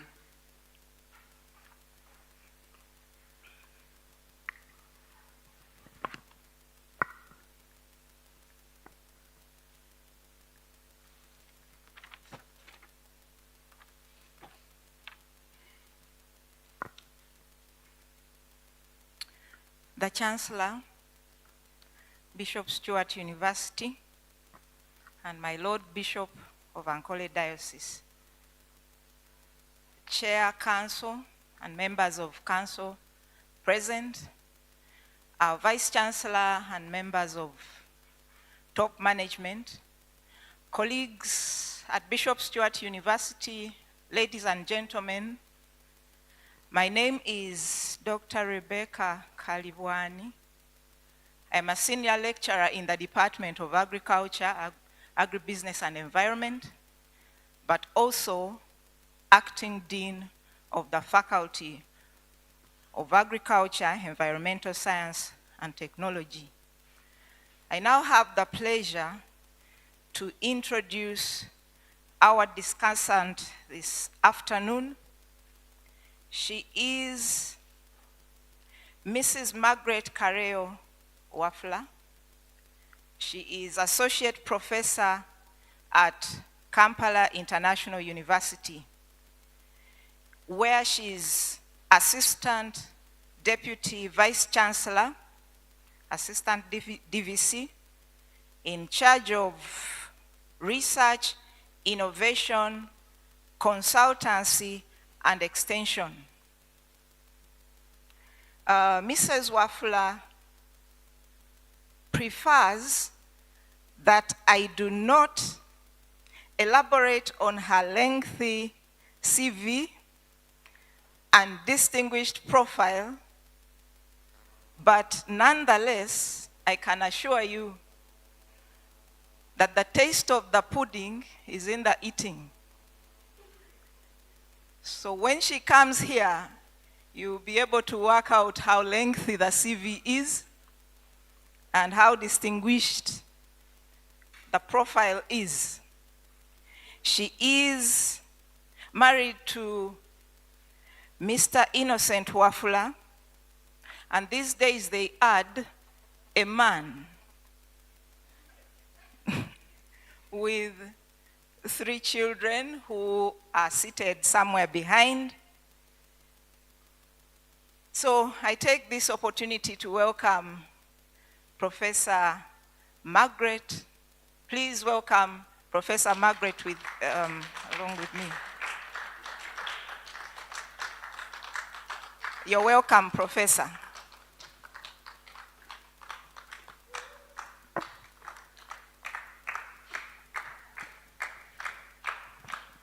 I've been promoted. I'm an associate prof. yet to work for the professorship. There is a big gap there. Anyway, good evening, ladies and gentlemen. Permit me to adopt the earlier protocol laid. I'm Margaret Carrillo. I bless the name of the Lord so much for having been granted an opportunity this evening to stand here to contribute to humanity. And I want to start with a few inputs or food for thought from what Professor Asimwe has really thoroughly dissected. The huge question remains, who is to blame for all this? Who is to blame? If I have a learner who goes out there and they end up as a driver, who is to blame? Is it the education system? And if we are talking about the education system, who is the education system anyway? So when we are looking at the topic we have today, transformation, education, and community engagement, as means of improving universities' effectiveness in contributing towards the attainment of the National Development Plan goal, I don't want us to look at the university as, Bishop Stewart University, KIU. You who is in the university offering the services are to blame. Me and you. We are to blame for the kind of products we are putting out there. How are we offering our delivery? In any case, what exactly are we offering? There was recently a clip on social media where someone complained and said, where is when I was going to school? She was the minister. What was the relevance of the preludes of North America in my curriculum?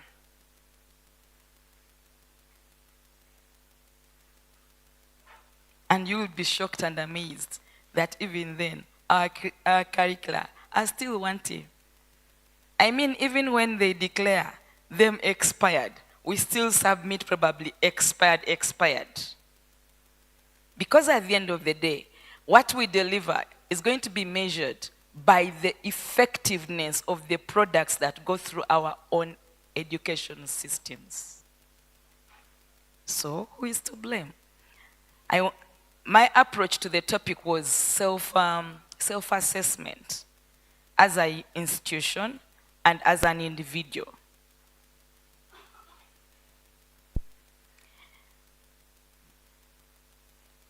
So let's just look at a few highlights that Prof. Godfrey pointed out. For example, he says that many of our innovators who have startups do not have capital to scale up what they have. The question is, do they have the critical thinking capacity and ability to use the minimal raw material they have?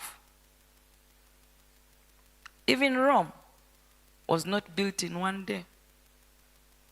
And I'm very sure, with the motto I saw here, our God reigns. Despise not the days of our humble beginning. So as our learners get out of here, are we able to empower them with critical thinking, to think out of the box and utilize what is around them? I think that could make a difference. And I mean, if we were to give them critical thinking, we ourselves who are supposed to empower them, are we critical thinkers? Have we been able to unlearn so that we relearn and empower the learners to fit into the trends of the demands so that they fit into an inclusive society? What are we training? How are we training it? And do we have the competence anyway?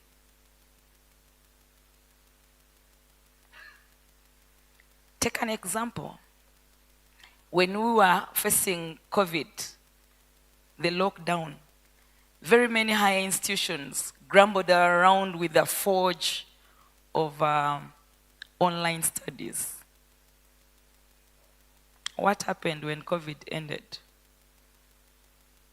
Were we able to catch up with the pace and demands of technology to equip the learners as per the challenges that go beyond our own individual institutions but fit into the global demands? That is food for thought for you and me as an educator at higher institution. Next, he said that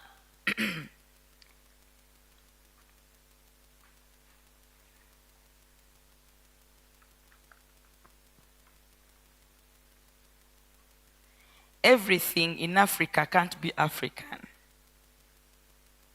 Everything in Africa cannot be African, to the extent that we cannot afford even to make matchboxes. I mean, even when we make them, it requires, in quotes, expatriates to come here and take advantage of the policy to make us matchboxes. He mentioned toothpicks. Who is to blame for the African product not being African? I think we are our own enemies as Africans. We have a mentality that whatever is not African, it's superior. So while we may argue that the outside people have superiority complex, then probably we ourselves also have to deal with what's the opposite? Inferiority complex. It's an issue of the mindset.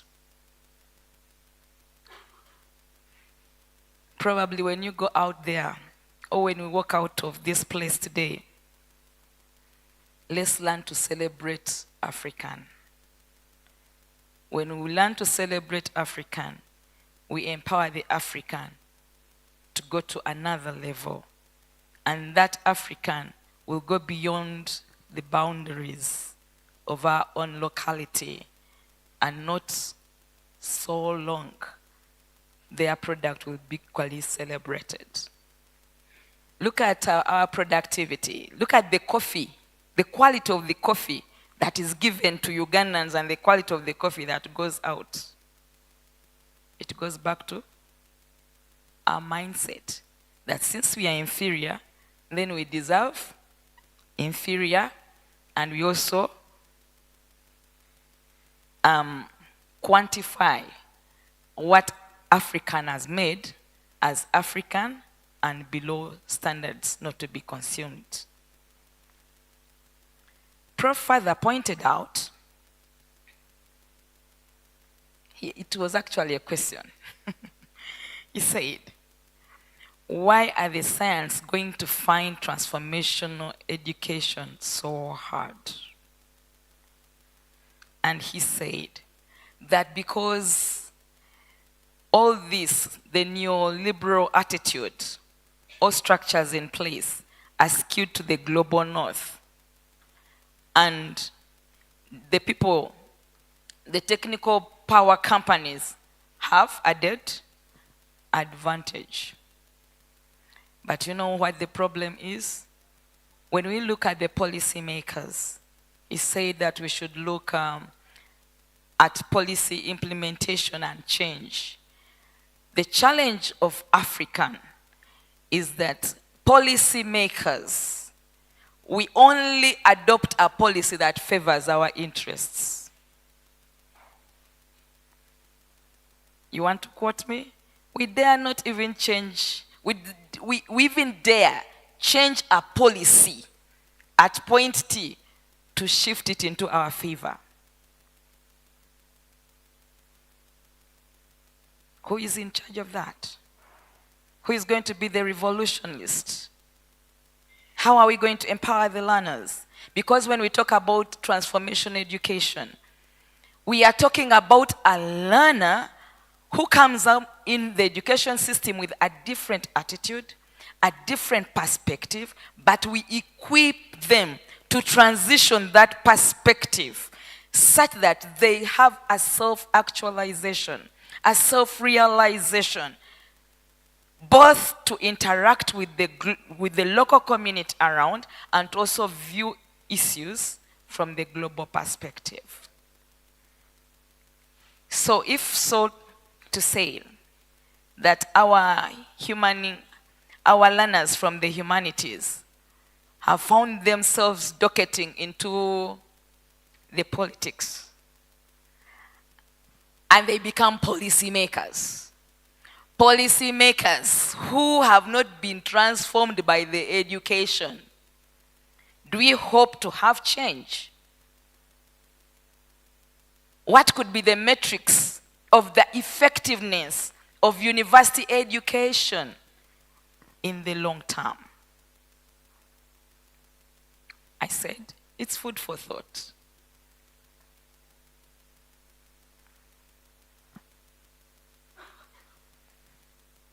Prof also pointed out the role of WHO, where they at one point dictated the kind of skills that should be trained in our curriculum that are on demand. The question is, who determines the skills that we need? And what market are we talking about?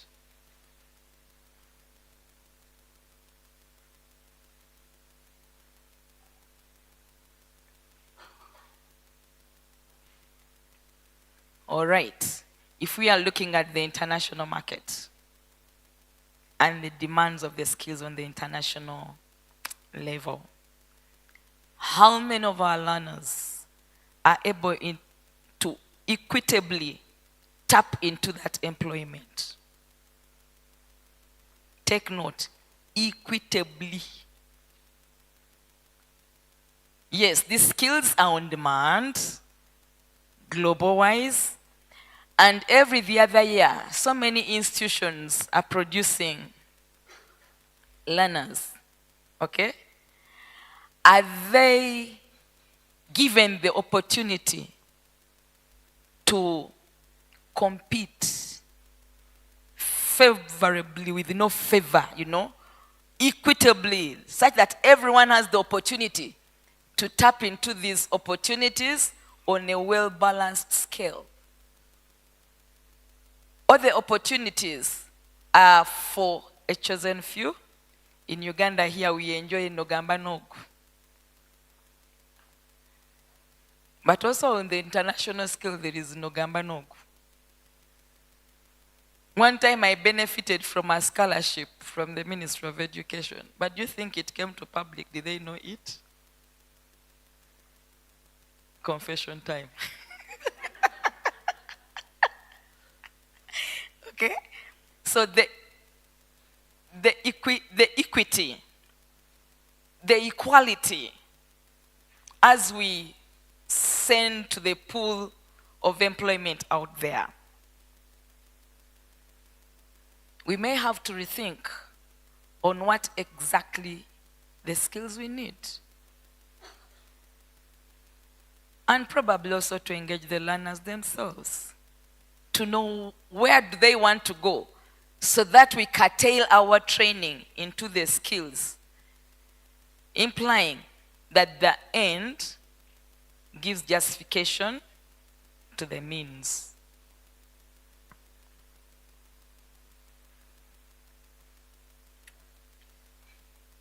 May I also point out that this was a little bit touching,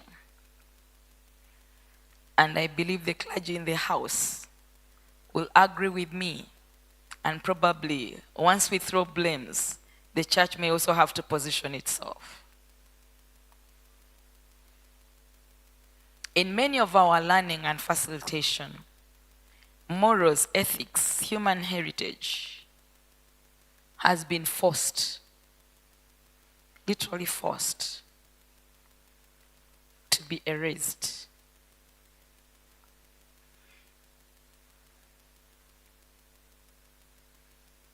And the changes or the change management probably does not give provision for emphasized supervision.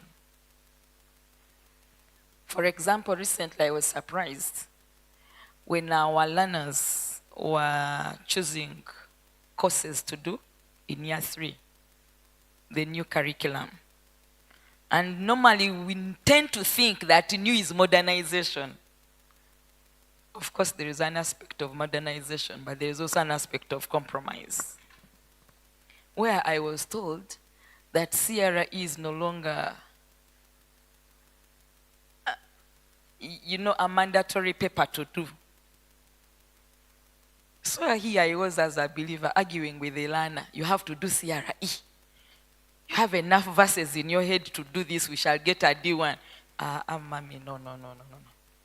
I think I would rather do French, it's a language.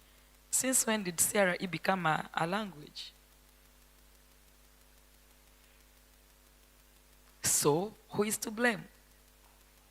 We are talking about transformational education. I want us, at whatever different levels we are at, to touch, to self-reflect, and see how best to solve the dilemma we have at hand.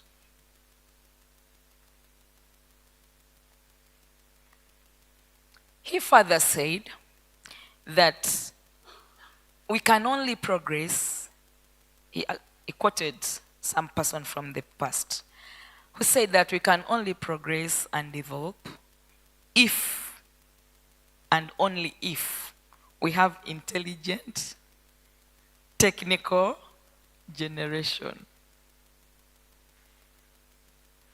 It seems we have the technical generation, but the question is, are they intelligent? And with the technical capacities that we have, what exactly are we using the technological knowledge for? Intelligent, technical persons. By the way, Prof. Asimwe, you mentioned that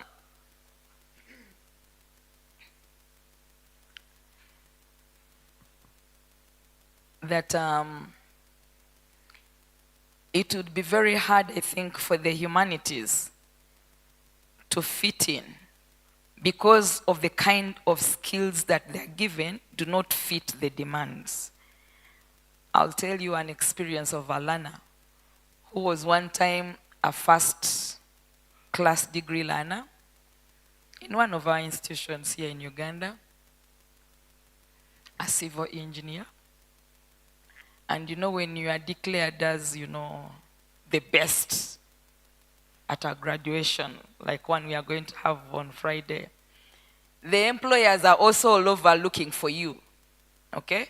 So this person, many people got her contact and called her. From graduation, she was immediately employed. She later tells us a story after 1 month. This is a person who had 4 in 4 at primary, 8 at O level, straight A's at A level, and also at university, was the best of the best. 1 month later on, she says, I wonder what exactly we're doing in those lecture rooms. The mathematics proving, did you disintegrate or what? I've forgotten my mathematics. But she concludes by saying, everything I've been trying to deduce on those boards, I could not find applicability in the field.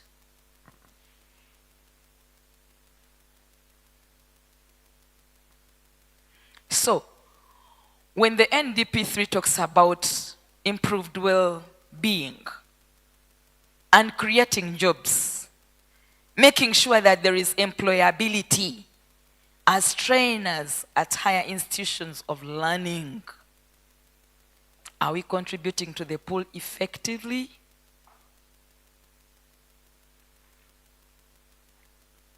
And what measures our 100% bar?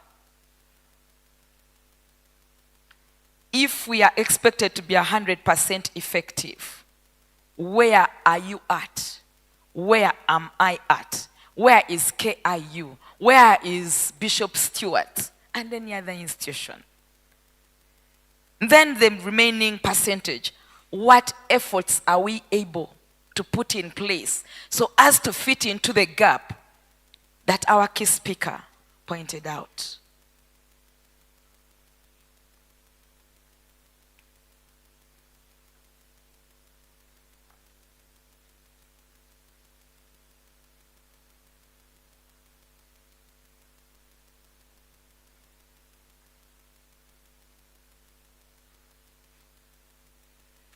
Can I bring another school of thought? That every one of us is to blame where we are. We've embraced neocolonialism with our whole hearts. Not only in education, but in every aspect. And I can give you a simple evidence. Why is it that no one is wearing a gomesi this evening? Whoever told us that kanzus only go for introduction?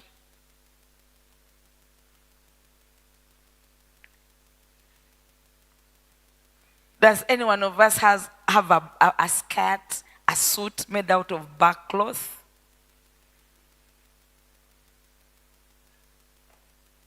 Love and change is going to begin with you and me. And it's about the change of the mind. There should be ways of mentoring the mindset of the facilitators, just as there should be ways of coaching and mentoring and growing the mindset of the learners.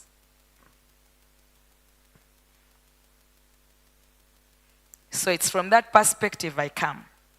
For me, I want us to do a critical self-check. If we look at the National Development Plan, Goal 3. It has a number of objectives, but I specifically spotted out where education or higher institutions must tap into. And then while we tap into that, we have the global aspect. We have the SDGs. How are we aligning them to our deliverables within the education sector?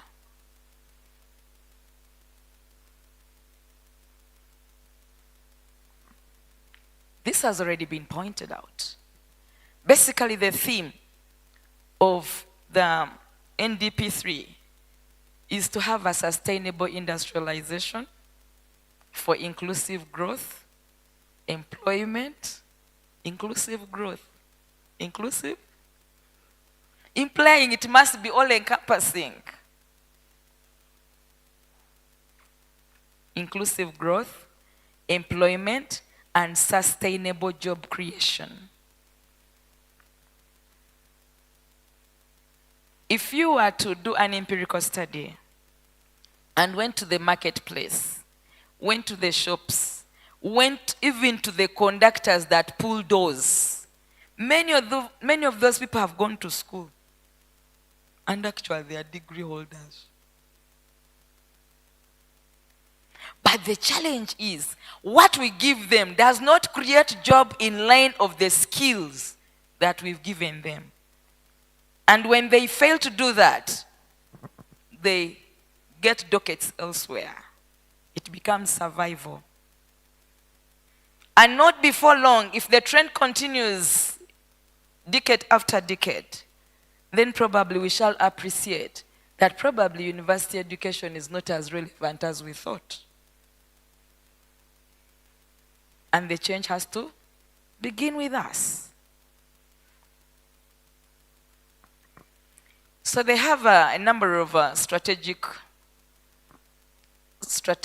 objectives. Maybe before I go to that, going back to a point that our key speaker said that at one point a research was done and it was noted that many learners opted to go to the degree, to be enrolled into the degree other than the certificate.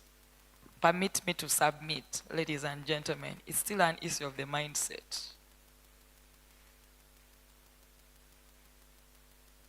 Because you know, when you say I'm a degree holder, everyone feels like, you're a degree holder.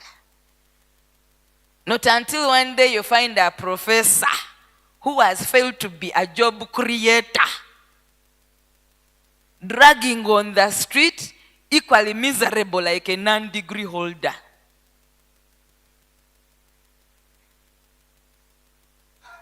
These are facts. Go and find out what happened during lockdown when education settings were closed. Mostly in the private sector with the whisper. Okay? So the number of strategic objectives that we ourselves as educators need to align ourselves to as per the plan. But still I picked out what pertains to higher institutions.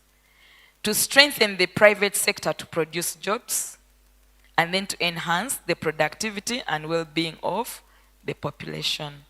So if we are to enhance the productivity and well-being of the population, then certainly we must look both within the university environment and also outside the university environment, thus the relevancy for community engagement. And the corresponding framework says that increased generation of better skilled, implying that we have a skilled population, but still has room for improvement. And how we define that room for improvement and the strategy of improvement is going to be dependent on our strategy and approaches in community engagement, as well as delivery of education. Okay? This workforce must be motivated and healthier. I was telling someone one day, when I was growing up, some of us are old school. So when we were growing up with my fellow old school, you would go to a bank and see seriousness of the highest order. The entire environment felt everyone was serious and they put value on what they were doing. Currently, you go to a bank and you even find a visitor who has come to see a cashier, a teller.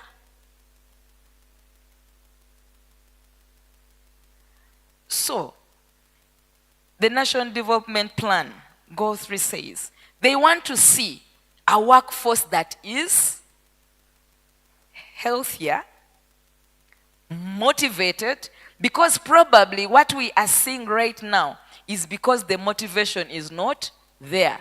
This one also points out to the fact that motivation may probably not only have been picked from class, as an instructor, or as a teacher. You know, universities hardly have teachers, since many of us are there by osmosis and not training.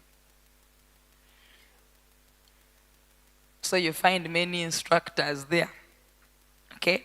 So probably this person was motivated, but when they get into the workplace, they are not motivated. What is the role of the university, of our products, far beyond the gates of the institutions or far beyond the gates of the classroom? Would we consider, maybe if I'm handling year 2, would I consider that it's my responsibility to see that a learner, by the time they are going out of the university in year 3, they still have what I instigated in them in year 2? Or after submitting end of semester exams, that is none of my business. And then the other bit of the framework is to see a strengthened private sector that is able to drive growth and initiate collaborations. I think that's where, in particular STEM, we need those soft skills. I normally, well, my background, my first degree is in computer science. So I normally see learners object when you give a curriculum that has anything that is not technical. They will object. They say, no, as we are here to learn softwares and any other applications. So while we inject all the technological stuff or load into the STEM curricula, if we are going to achieve that objective of collaboration, empathy, empowering society, then the STEM too need, or probably need more, the soft skills so as to neutralize the mechanic aspect that even eats up our own thinking. So what is the role of the universities vis-a-vis the strategies that NP3 has put up? Enhance skills and vocational development. How are we going to do that? Let's look back onto the way we deliver. Even if it is humanities, we should deliver in such a way that we are able to pull learners away from theories and they go and apply the theories. That implies also the way of examination is important. Recently I was arguing with someone. Do we really need PhDs to sit 3-hour exams? Food for thought. Be supervised 3 hours. Of course, that's the PhD me I did. But food for thought and vocational development. In our education systems, we have school practice. Some programs have internship placements, industrial placements. If we are to enhance skills and vocational development, then we have to hype the framework of quality assurance on how these particular sections of the curriculum are done. Or else, yes, a learner may have credit on their transcript, but without empowered vocational skill.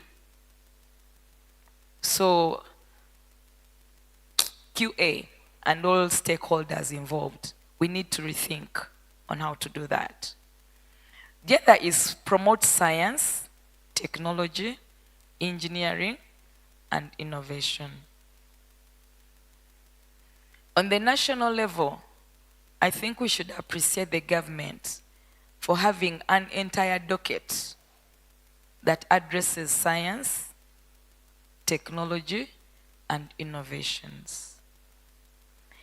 In our institutions, we should have well-equipped with strategic guidelines and targets of innovational ecosystems.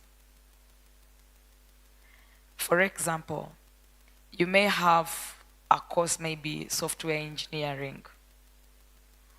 These learners every other year, they are graduating. And when they graduate, they do graduation projects or research, whatever you call them. What happens to these graduation projects? Do people just present? And after presenting, we shelve them? We give them A+, C+, whatever. What happens to this? we can actually take these ideas and grow them into entrepreneurial products, and they be patented. Can we take an inventory of how far our various STI ecosystems in institutions could have gone if we did that? But of course, it's never too late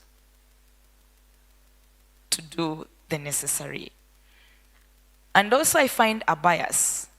Whenever we talk about innovations, we get a little so bit biased with the technological aspects. We quickly think about computing, engineering. But I mean, even in the social sciences, even in law, there are innovations.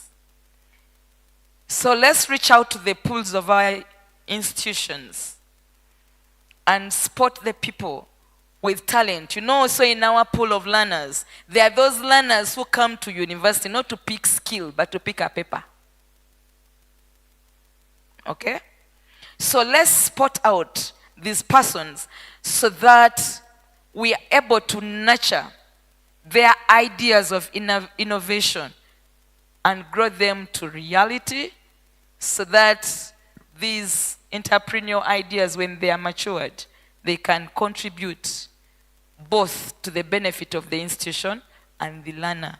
By so doing, actually, we shall be teaching these people to be job creators. Why hatch an idea and just leave it at assessment point? The other strategy is promote development-oriented mindset. This particular strategy beat my understanding. Could it be that for all the generations Prof. Godfrey has talked about, the mindsets are not developmental? Have we had generations of people who are visionless, without vision? Or probably it's the case that where we have vision, and vision only is, demarcated to our individual self and not beyond me and the society in which I live in.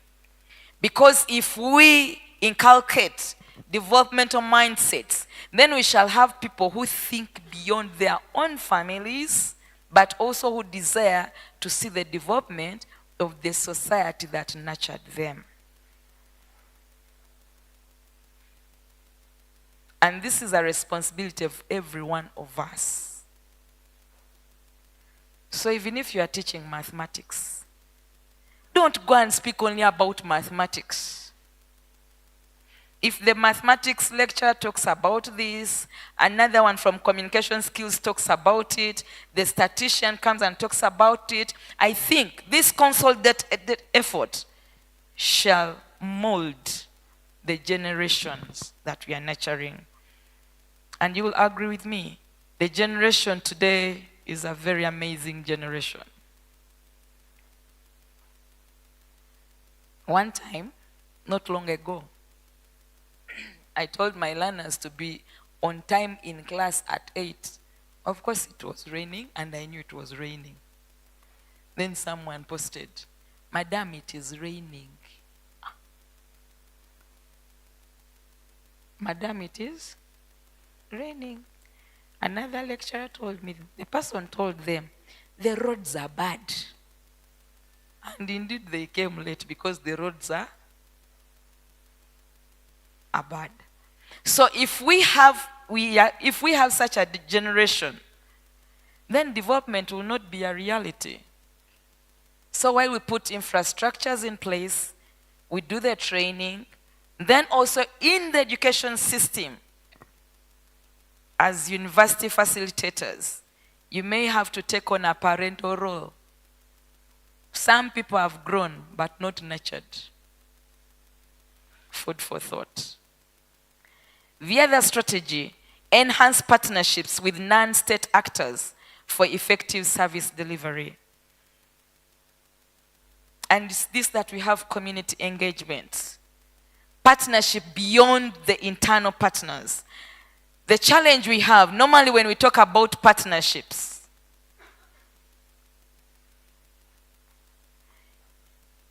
institutions of higher learning will think about the government. If not, they'll think about some guy in Norway. They'll think of some donor in UK. Which donor and funder will come with their own ideologies that they also have to assert. And remember, between me and you, there was a silent message that was passed. We have to deal with the inferiority complex.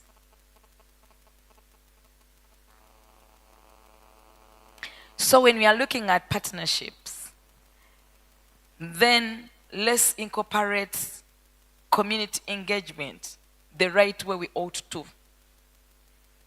They themselves can also be very good partners so as to ensure that we fulfill the goals of NDP3.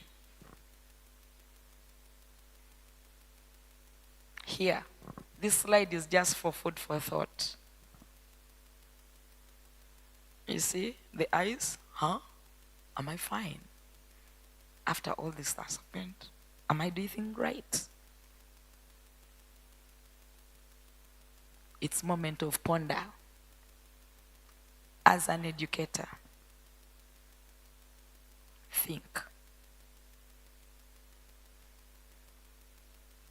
The guy in pink up there who is doing this, the robot, it's thought. When we are talking about innovation in higher institutions of learning, what exactly is innovation?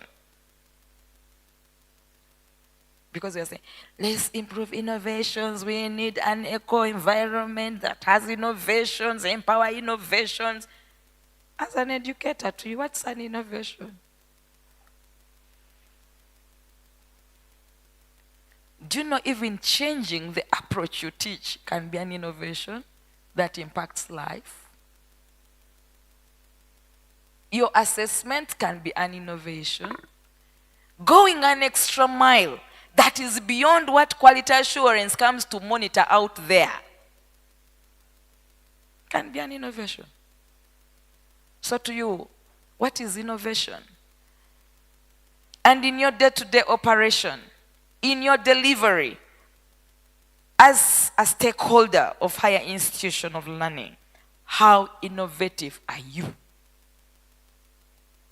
And what innovative skills have you passed on to the people who go through your hands? The other ponder is the heart down here. That heart looks beautiful. When we were coming here, I told my sons, we found somewhere a heart that was storied. And I asked them, is that a heart or it's a storied building? The shape is a heart, isn't it? It was a heart, but it was a storied building. So I asked them, is that a heart or a storied building? They insisted, it is a heart, but with a nice roof. So, curriculum package versus delivery. It is very possible to have a well-structured curriculum that will be ratified with no objection. The packaging is good. How do we deliver it so as to ensure that we are offering skilled workforce that is demanded by this development plan?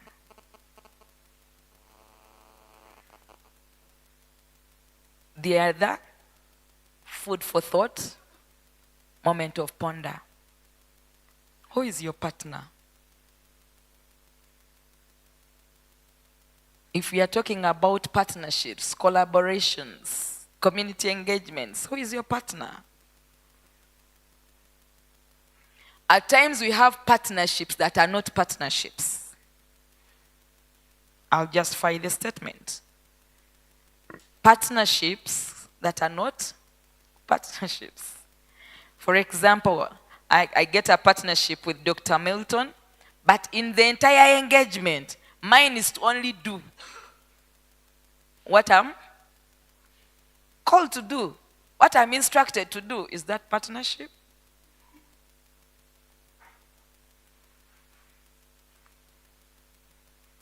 We are in a generation where we must look at our learners who are called clients in some corridors, like my senior said, as co-partners, even in the way work is delivered in class, right from the conception of the curriculum itself.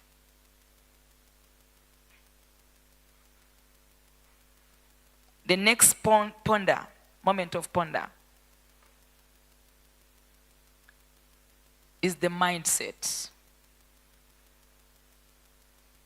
Is my mindset a fixed one, or I have a growth mindset as an educator?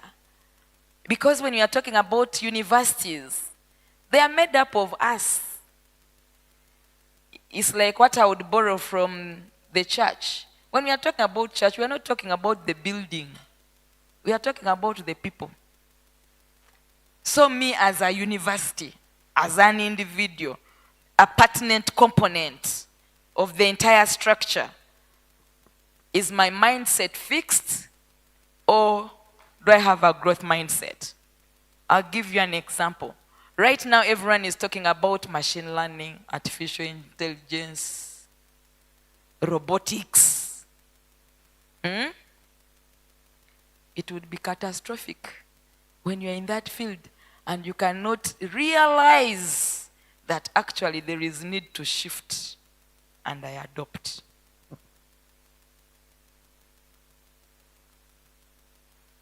Therefore, if we are talking about transformation education, and if it's going to deliver rightly to the effectiveness of our role as universities, then we should appreciate that not all education is education.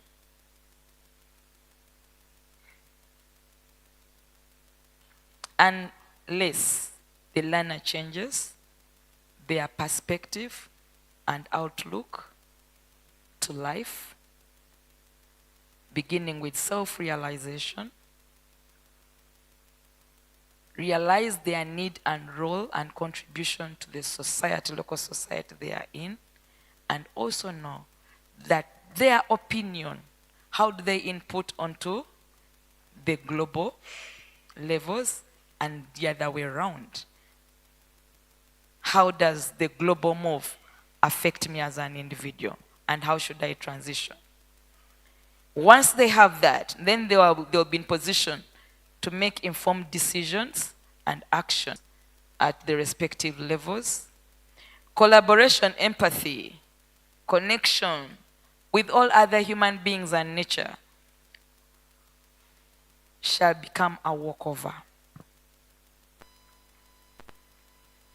Therefore, for education to be of high quality, it must, then we shall not be in position to develop the cohesiveness, the community dynamics that sustain the development of that community. Once you pull out, then what you've started may die out. So one of the key principles is trust must be established and maintained. How do we do that? Let's involve the community at all the stages of the activity we want to engage with the community. Let's take their opinions. Let's make them co-leaders. Because also as educationists, we have a superiority complex. Okay?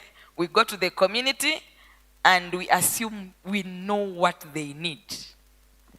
So we place them in the followers' boat while we sit in the driver's seat. So let's engage them. Let's have their opinion. However small it is, let's pick the positive. And it all goes back to the mindset. Once we do that, we shall be able to entrust the community with more responsibilities. Of course, that notwithstanding, we cannot work outside the cover and the backup, support, integral partnership of the local governments and the central government at large. After all, the development plan we are talking about was hatched by them, and thus we have to feed into it. There is something, however, I found a little bit I would disagree with when they were talking about capacity development in the National Development Plan. And one of the results, or expected results, they said is to keep longer. School years to keep longer. To keep longer in school. I don't think for me to have lifelong learning, I must be in school. Unless the conceptualization of school is revisited.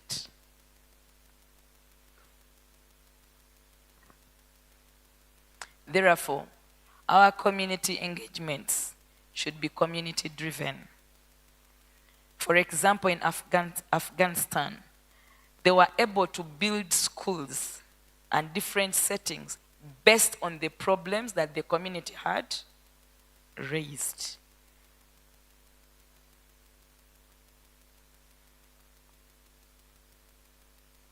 A back for thought. A back for thought. Like I said, we are universities. We want to input into the national development goal, but we also look at the global perspective, and particular universities. There is the SDG 1, end poverty in all its forms everywhere.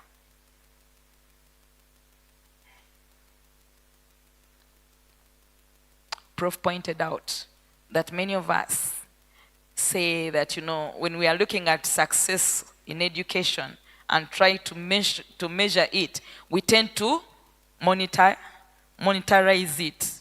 We tend to express it in terms of money, but is all poverty packaged in monetary terms? So as universities, are we able to spot out the various forms of poverty, and our delivery addresses all? How can we do it? Ladies and gentlemen, let's put our hands together and give a big round of applause to Professor Godfrey Asimwe.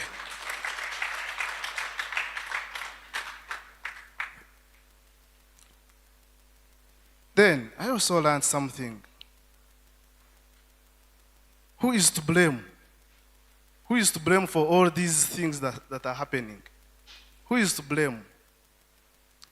And what are we training? And how are we training? Usually when I'm teaching my PhD class, human resource, I ask them, if you are now taken to Harvard University to work as human resource officer, can you easily fit there? I want to also ask this question to my fellow lecturers here. If you get a job in Harvard or Oxford, can you easily take off? Can our graduate compete equally in the global world? Ladies and gentlemen, those are very, very many usually big questions or pertinent questions to ponder on. And ladies and gentlemen, let's put our hands together and big round of applause to Associate Professor Margaret Wafula for all that information. Now, it is time for questions and comments. I'm going to give you only 10, allow only 10 questions. Then they answer them for the interest of time, and then because we have a lot on our agenda. I want someone to get me a microphone. Yeah, let's Sijire, come and take this microphone around. Yes. The first question, that gentleman in black shirt. Yes, Mr. Wafula. The first question. Then Dr. Enoch, next. Thank you so much, our facilitator. As we look into innovations, this goes to our facilitators as well. When we talk about innovation, let's have the imagination of Minister of Health distributing mosquito nets. And then the nets end up in the community, to the informal sector, the non-educated, who change the mosquito net into a nursery bed protection. Is that innovation? Is that innovation? So how do universities think and approach a community like where we are now, with a population of the non-formal educated, the informally educated, and partly the formally educated, who are the smallest in the community?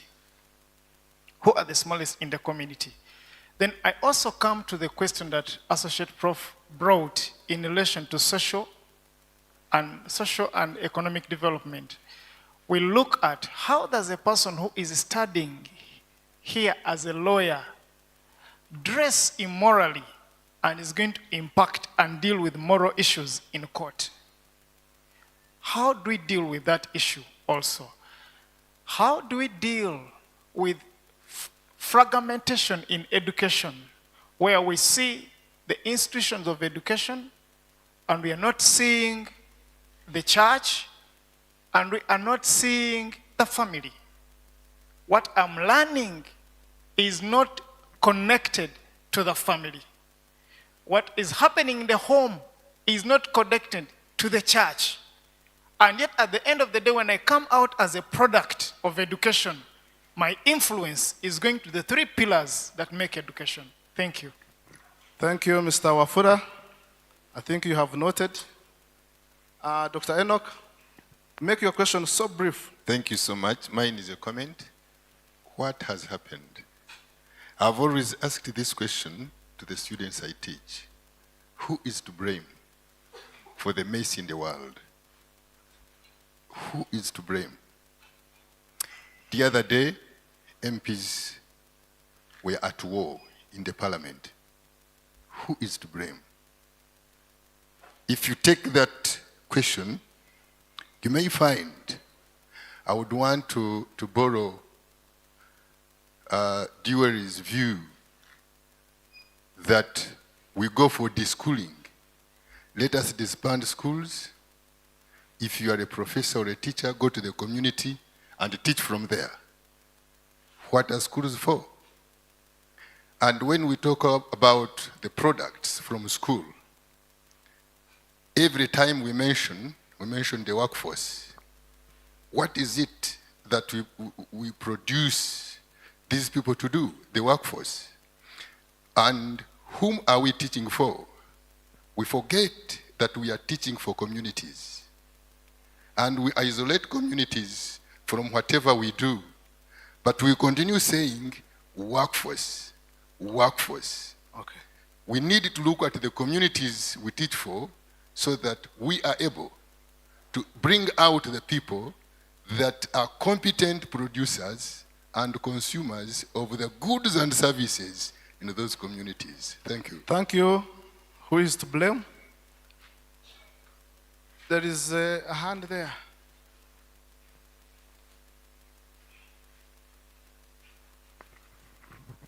Yes, thank you very much. My name is Muhumuza Simon, and I will be graduating tomorrow next with a Master of Science in Climate Change and Food Security. I am doing some lecturing in Uganda University. I have one comment and then one question. Quickly. The question, the doctor talked about who was presenting previously. Wanting to help communities, but enforcing our own ideas onto them, not listening to them. There was a situation whereby a team of experts were engaging with farmers, and then they asked them to tell them what their problem was. And they highlighted a problem as weeds in their farming. Weeds became priority number one problem. But these people ignored it because they had their other interests. Now, one of them was an agriculture officer who later on, after retiring, realized that what the community was talking about is already affecting him. So how are we going, we as experts or as elites, how are we going to bend down to ensure that we are able to listen to the needs of the community to serve them better? Then my comment was, or is, I have been pursuing this mass of science, but what I find lacking, and I would need that the university looks at, somebody who is doing a mass of science should be able to have a community project which is related to the challenges that are caused by climate change. And this must be given a time and also supervised seriously and become a basis for accrediting or awarding such a candidates. Thank you. Thank you very much. Yes, Professor Kagame. Bring the microphone.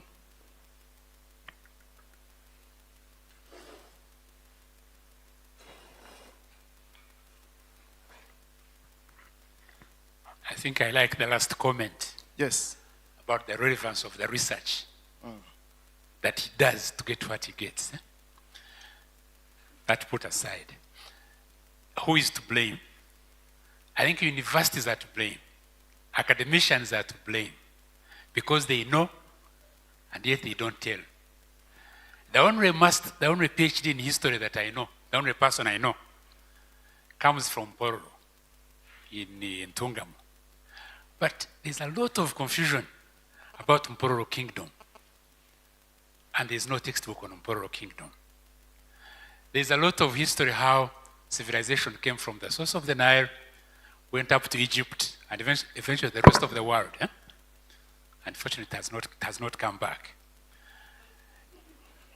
There is evidence that the kings of Egypt, the pharaohs, the burial and coronation would not be complete unless somebody from Central Africa, presumably Busongora, was there to organize and bless the ceremony, meaning that the grandfather of Egypt was in Central Africa. Many of us know the insult called Shenzi. Shenzi, S-H-E-N-Z-I. Shenzi is an insult, But it was a word used by Arabs at the coast to describe people of the kingdom inside. There was a powerful kingdom called Shenzi, all the way from Egypt to South Africa. And we have evidence of developments in Zimbabwe, in Uganda. Nobody teaches about the Shenzi kingdom. And it was so powerful that even had an ambassador in China. Africa was so powerful that the oldest higher education institution was in Egypt. Nobody talks about it. They distort history and talk about Spain. The oldest correct scientific medicine textbook was written by somebody, I think in Morocco, around there. Nobody talks about him. Colonialists came to Bunyoro in 1970 something, and documented with pictures a Munyoro doing cesarean section using Tonto as an aesthetic. But they say they are teaching us medicine. In Kisii in Kenya, right before colonial times, they were doing craniotomy for subdural hematoma. If you Google craniotomy in Kisii, you'll find that history. If you Google cesarean section in Bunyoro, you'll find those facts published in journals. So we have to create pride in ourselves. Before you are proud, you cannot believe in your innovation. The colonials came to destroy our pride. They took away our language. They took away our religion. They dehumanized us, demoralized us. Unfortunately, we haven't recovered yet. Before you recover, you can't innovate. You can't be a successful scientist. Thank you. Thank you, Prof. At BSU, we can't be blamed because we know the way, we show the way, and we go the way. Last arm, and then that gentleman in front, and we close. Thank you so much, Dr. Noel, for such an opportunity, and thanks to our facilitators, Professor Curry and Professor Asimwe, for such a wonderful public lecture. I have a question. In a context where what we have learned do not prepare us for the challenges we face today, what are we really supposed to do? Because while you were presenting, you mentioned on what we are teaching, how we are teaching it, and whether we have the competence that is really necessary to yield results of which all of us expect. So I'm wondering, in case we find the solutions we have today, because now like this global agenda, they are developing different solutions, but I don't know whether they are putting in plan the context of different situations. Because if now America is fighting with the problem of how they can integrate technology to improve health and education, are we really at the same pace with that country so that maybe the solutions they are proposing, they align with the challenges we face in Uganda today? Or if they are aiming at getting 50% of students in schools, are we really at the same level of enrollment rates and maybe retainment rates so that we could compare ourselves with them? Thank you. And then the last question, I would want to comment on spotting the talent. Professor Careyo talked about spotting the people with talent, and I have a question. We have come across where different lecturers, make it so brief, eh? Yes, could identify students who have talent and maybe in different workplaces. In a context where you find the people you are working with, or maybe this talent you've spotted, you're fighting with power problems or there is an imbalance of power, how are you supposed to handle it as maybe an employer or from the worker perspective? Thank you so much. The last question, I was given 7 minutes, it's now 8 minutes. Last question, make it so brief. Thank you. Mine is not a question, it is a commendation. Okay. I'm a farmer. I'm a practicing farmer. I belong to Mbadifa, Mbara District Farmers Association. So I want to commend BSU because we are partners on the docket of internship placements. So on community engagements, I want to highly recommend the practice of taking the interns to farms direct hands-on. As in Mbadifa, we have a commitment as it has been, but when we are introduced to community engagements, I saw and internalized that our strategy as in Mbadifa is right, because when these students are not taken to the farms, they only end at institutions without engaging the communities. So I commend that, and as in Mbadifa, we have a commitment. Thank you very much. Thank you very much. As we said, we know the way, we go the way, and we show the way. Now time for answering those questions, and then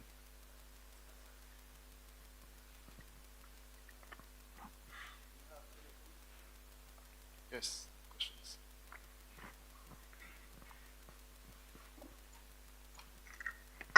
Thank you.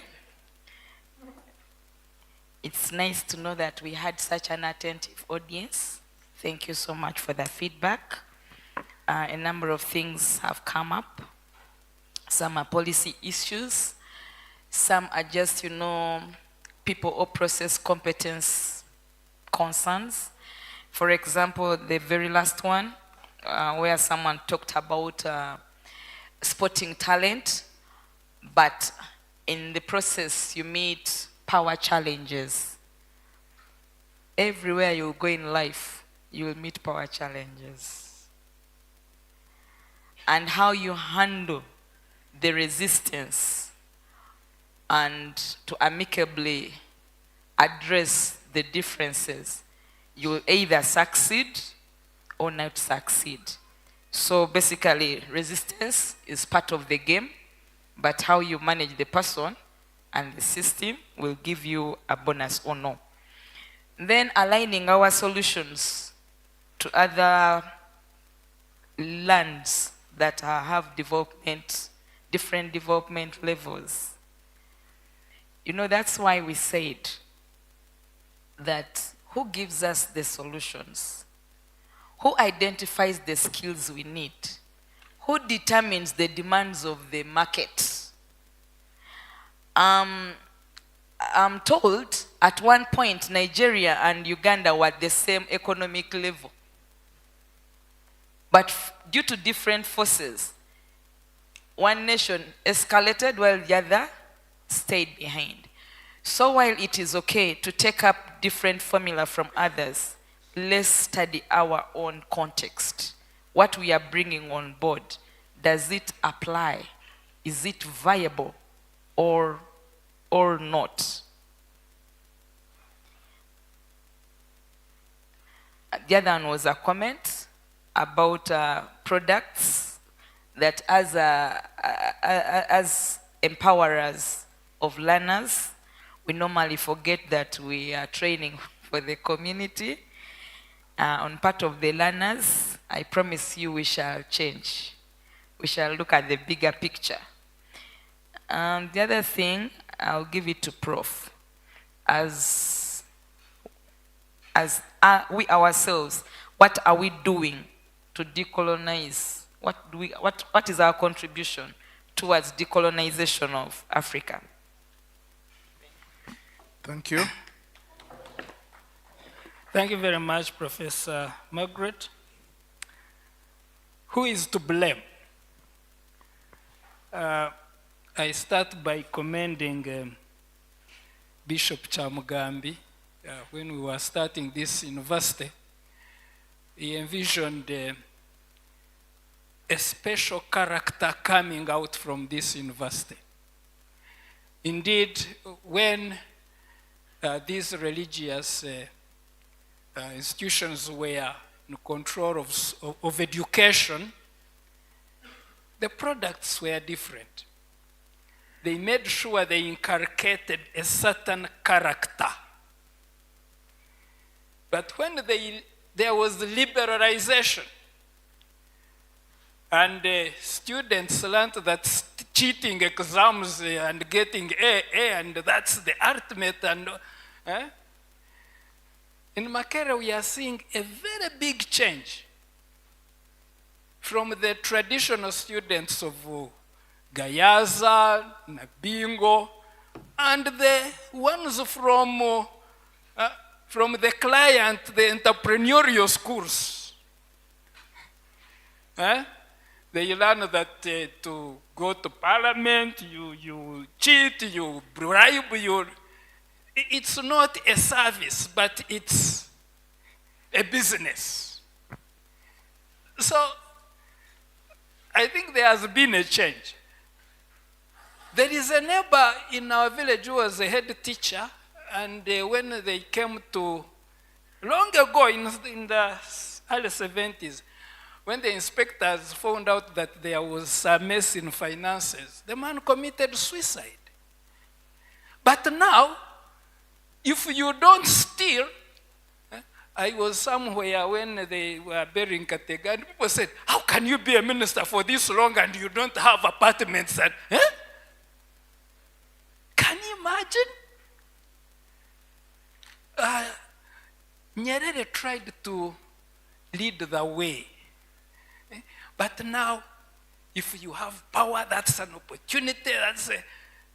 So society has changed. And that's why I'm worried when they say that religious studies is no longer compulsory. I must commend our Archbishop when he stood up to the North and said, we had better break off if you are dictating this to us. And I think we need more such people, more such leaders.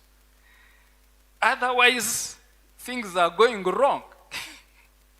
She was very right to blame the humanities and social sciences for producing people who reach there to make funny policies.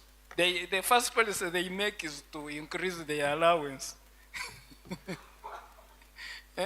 So are they people community-centered? Again, I must also commend Nyerere again. Nyerere one time told, it's still a policy. He told the students, the university told students that now you are going for national service. They have to go there. The students refused. They were like the Ibadan for Abe Makerere students. They refused. Why go to the village? So the chancellor, with the president Nyerere, came to the university. They were rioting, and he said, okay, now there is a story. There was hunger in a village.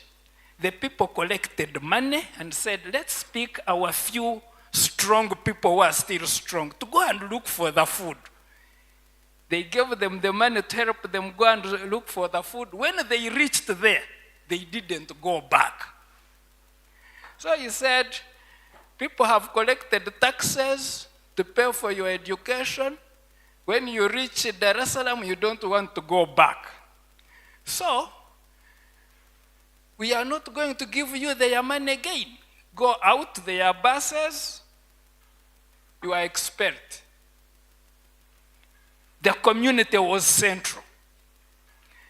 But I think now we are so much into, is it business type, driven by you can do anything and get out with it. So we need to reflect. And I don't have the answer alone. I think very many of you have very good answers. And I can see the chairman and his lordship. I think they can give us some insights on this. How do we decolonize? I told you that the second shift was deliberate to inculcate that superiority. I don't know, in Nigeria you still see them trying to utilize their own products. Even the dressing looks African. She was talking of a Gomez. At that level, at the mindset level. But I think us in Uganda, we are still very much mimicking, and even if they tell us to go buy Uganda and build Uganda, we will not. So I think it's a process. It's a process, and it should start with you are the future, the graduates, you are the future. President Museveni has tried even to start courses of patriotism, but I don't know how much impact they have had. It started Chankwanzi, but I think it's not easy to change the human being. That's why it is important to know the humanities and the social sciences in order to really transform this human being. It's not a quick fix to change a human being. Now, the more the educated, the uneducated who use the mosquito net for, my professor at SOAS, London, edited a book. It is The Poor Are Not Us. You can Google it, and you will laugh. This was a Maasai man, he's on the cover, dressed like with the suka, telling the World Bank official that the poor are not us. Because the top-down model, where you think you know, you say, Ugandans you don't have a bank account. Is saving only through a bank account? You don't eat $1 a day. You have many children beyond the carrying capacity of the household. Therefore, there's a time they told the people in Busoga that they are poor because they are polygamous.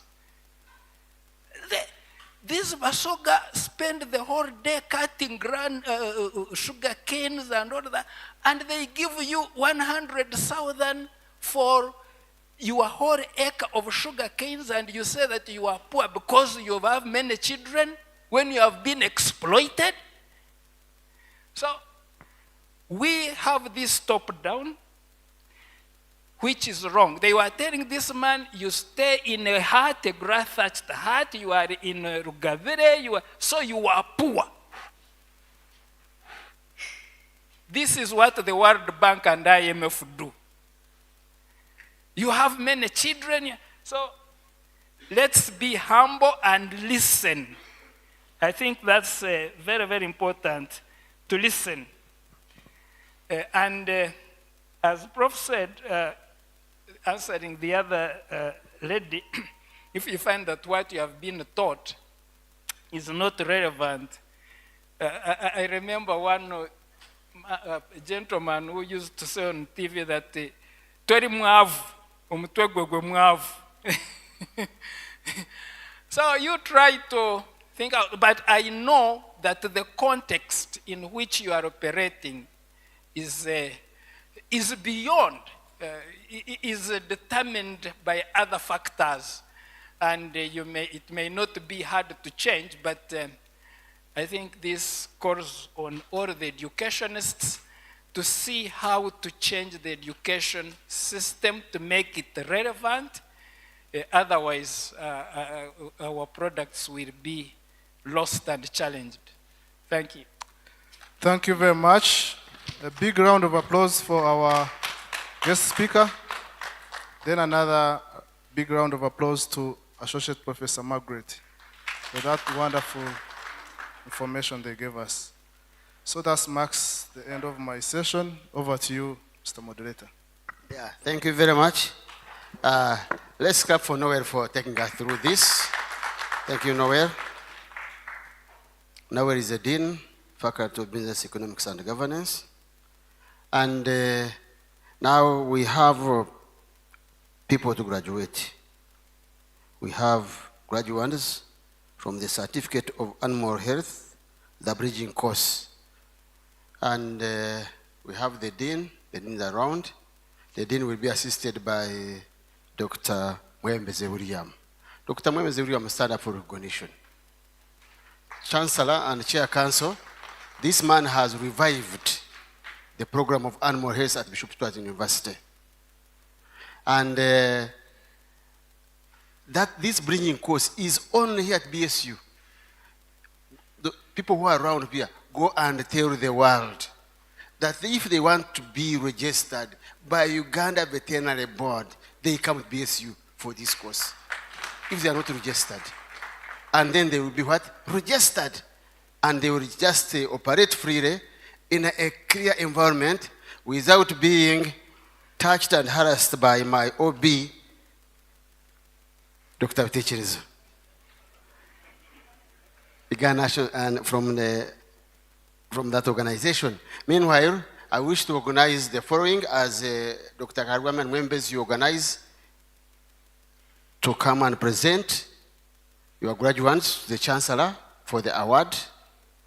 I would also request that you take the microphone. Whom can I send for? Yes, then we also have education later. And let me recognize the people around. We have the chairman in Badifa, Mr. Mujiz. You are welcome. We also have the manager at Stanbic Bank. He has just gone out. Yeah. Meanwhile, I also recognize the press. The press, thank you very much for being here. We have TV West. We have Radio West. We have New Vision. We have Daily Monitor. We have our own Revival Radio. We have Uganda Radio Network. We have, this is it, Next, photography and videography. Then we have AIT. AIT, we are online, and people outside, they are seeing us, what we are doing here, and everything is online. At BSU, we do blended. We have blended teaching, blended learning, and even we have blended public lectures. So, Madam Dr. Rebecca, where I'm going to hand over the microphone to you. Meanwhile, we still have tea, and during the tea time, we shall be doing networking.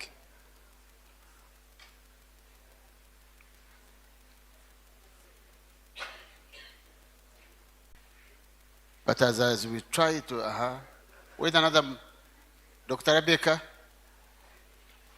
Dean,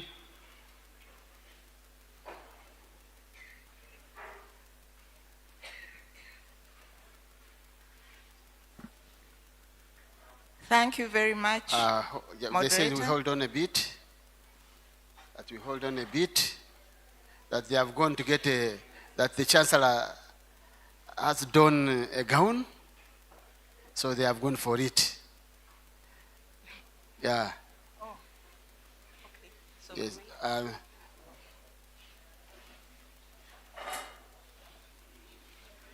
Yeah. Meanwhile, people who have been playing some music for us, simple music in the background, if it is possible.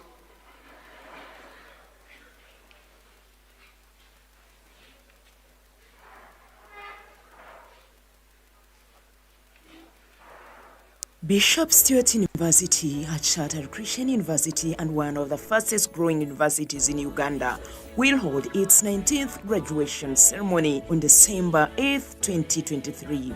I'm Professor Gasho Matukunda, the Acting Vice Chancellor at Bishop Stewart University. I want to take this opportunity to congratulate the graduates, parents, sponsors, Board of Trustees, Council, management, staff, government of Uganda, all our esteemed partners for the support in this upcoming graduation. This is Chomhendo Jacqueline, Academic Registrar, Bishop Stewart University.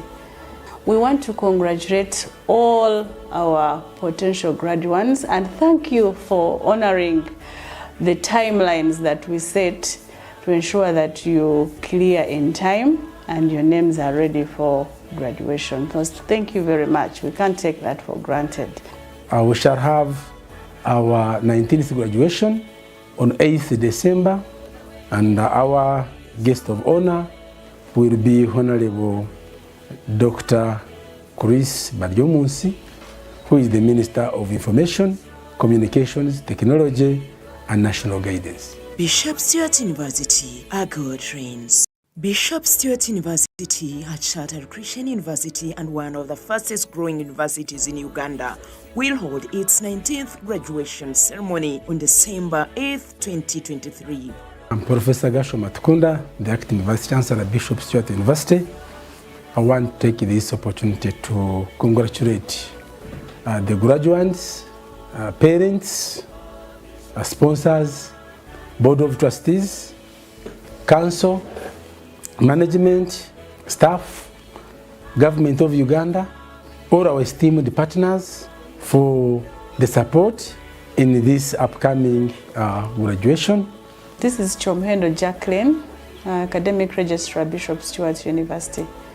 We want to congratulate all our potential graduates and thank you for honoring the timelines that we set to ensure that you clear in time and your names are ready for graduation. So thank you very much. We can't take that for granted. We shall have our 19th graduation on 8th December, and our guest of honor will be Honorable Dr. Chris Baryomunsi, who is the Minister of Information, Communications, Technology, and National Guidance. Bishop Stewart University, our God reigns. Bishop Stewart University, a chartered Christian university and one of the fastest growing universities in Uganda, will hold its 19th graduation ceremony on December 8th, 2023. I'm Professor Gasho Matukunda, the Acting Vice Chancellor at Bishop Stewart University. I want to take this opportunity to congratulate the graduates, parents, sponsors, Board of Trustees, Council, management, staff, government of Uganda, all our esteemed partners for the support in this upcoming graduation. This is Chomhendo Jacqueline, Academic Registrar, Bishop Stewart University. We want to congratulate all our potential graduates and thank you for honoring the timelines that we set to ensure that you clear in time and your names are ready for graduation. So thank you very much. We can't take that for granted. We shall have our 19th graduation on 8th December, and our guest of honor will be Honorable Dr. Chris the graduates and present them to the bishop. Welcome, Dr. Mwebembezi.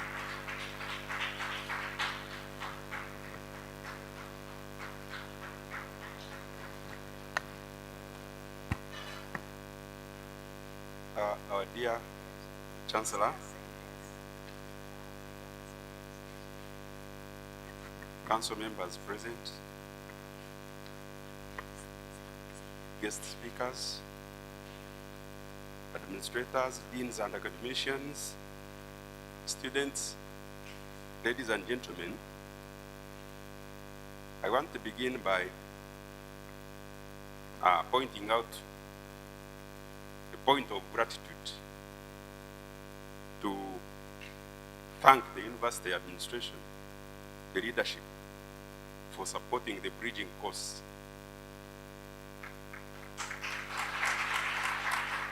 I want to thank the staff who are involved for combining roles. This bridging course is done together with other routine programs. But the staff, the lecturers, who combine roles and do both at the same time, I must say I'm very, very grateful to this. I also want to thank those farms and centers that help us to train our people by opening the gates, their farm gates, for us to do the teaching inside their farms. Good enough, our council chair is one of the people who are championing that. He doubles as a farmer and at the same time is our chair council. So he supports this program. When we talk to him, he even gives us ideas. Finally, I also want to thank the participants because they co-funded this program. The university had a lot to put in, but they also paid money, which money is scarce, and also left their jobs to come to the university and spend 2 months with us to gain what they have gained. In total, we have 119, she will mention that, but I want to appreciate the ladies. We have got an age. They have an age over the gentlemen. I'm not being racist, but the A's that we got, the grade A's, for every five girls, there was an A. And for every 13 girls, I mean, for 13 boys or men, it was 1A. And for every 5, it was. Do you understand that? So the A's, for the A's, the ladies took the lion's share. And you will soon be told that. Finally, since the COVID, we have registered a number of achievements in that line, which they call transformational education. I must say that we have done what we call the ambulatory clinic. The ambulatory clinic is an equivalent of a ward round in a hospital, where the lecturers, the professors go with their students to visit patients on beds. Then they discuss when they go back to their rooms. We are doing exactly that. We go to the farms, we go with these students, and when we come back, they present in tutorials for other students also to benefit. And we go around and make sure the whole class is covered. That one is in addition to the bridging course, which is a very, very big effort in the line of aiming at adding value to the brand of students that live. The other thing is about the laboratory. We have improved our laboratory. We have made it a teaching laboratory and at the same time a clinical laboratory. We expect our students to learn a lot about the procedures, the biosecurity, and all other engagements in the laboratory. So with those few remarks, I want to end by thanking you again, thanking our Dean for the support, and also finance. We must say a special thank you to finance, because they assisted us to collect money from these students, and they gave it to us to use. That's why we have achieved what we have achieved. Thank you very much for listening. Thank you very much, Dr. Thank you very much, Dr. Mwebembezi.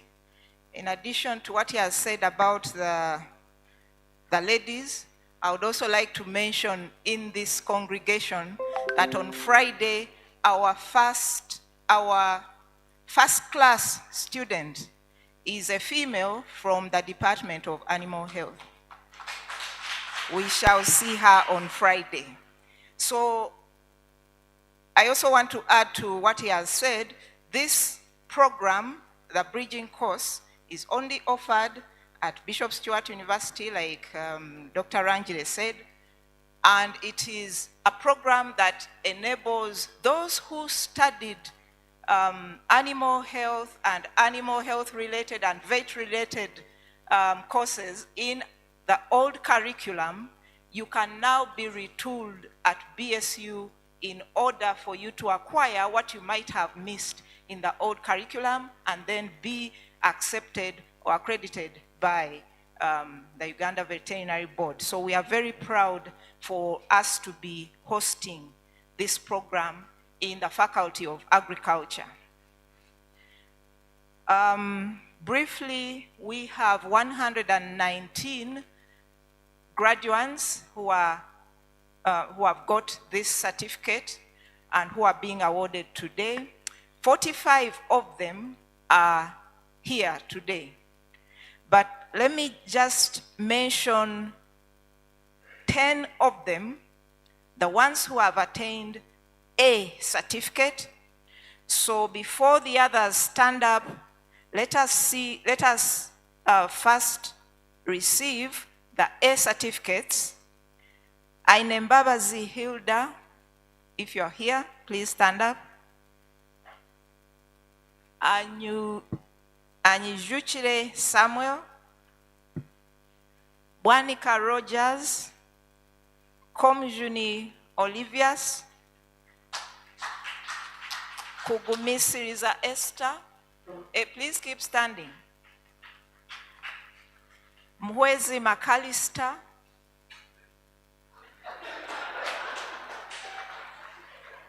Mwezi Muleme Shafik, Msime Didas, Mutejechi Jokonas, Sewari Mark. Yeah, those are the 10 who are getting an A certificate today.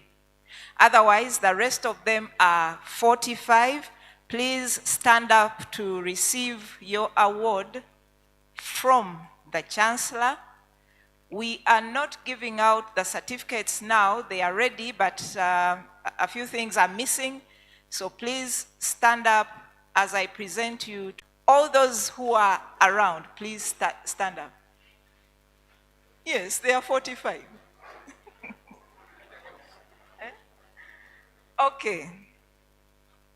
These are Kalanzi Fred, Nwamanya Ethro, Tembo Johnson, Kahima Norbert, Byamazima Clement, Bwambale Joachim, Tuyiringire Grace, Mwesige Josephat, Tunomwezi Haladson, Begumya Wilbur, Natumanya Ezra, Mandela Nelson, Ainomjisha Cleophas, Natamba Asaf, Nuahereza Jonas, Aturinda Deus, Ampeire Faith, Owenema Victoria, Bira Charlotte, Kamweba Zefiona, Komjus, Kugumisiriza Esther, Ainembabazi Ivan, Masereka Peter, Turiahewa Damian, Sewali Mark, Abesga Mukama Bruno, Champeire Monica, Cheyune Dan, Bakashaba Daniel, Taremwa Amon, Katwine Lilian, Kirije Dorek, Amompire Edwin, Kato Justus, Kusima Daniel, Mjisha Agre, Bira Charlotte, Kamwebaze Fiona, Trinomjuni Alan, Nuahereza Nerias, Nuwajira Peter, Mjisha Joash, Musasizi Innocent, Bwanika Rogers. Mr. Chancellor, sir, I present the graduates that have just read to be awarded with a certificate of animal health in the bridging course. By the authority of the university entrusted to me, I congratulate and confer upon all those persons whose names have been read for the award of their certificate in animal health bridging course of Bishop Stewart University, in the name of God the Father, the Son, and the Holy Spirit.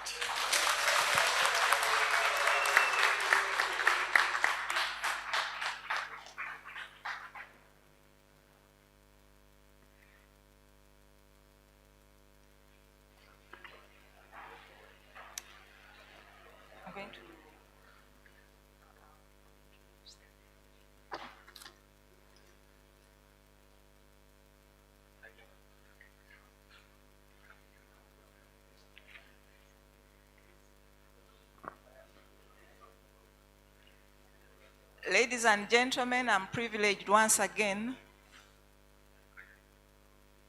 to say something about the next set of graduates. We have just had the question from our discussant. Who is to blame? There has been growing concern in higher education about the teachers who teach in higher education institutions.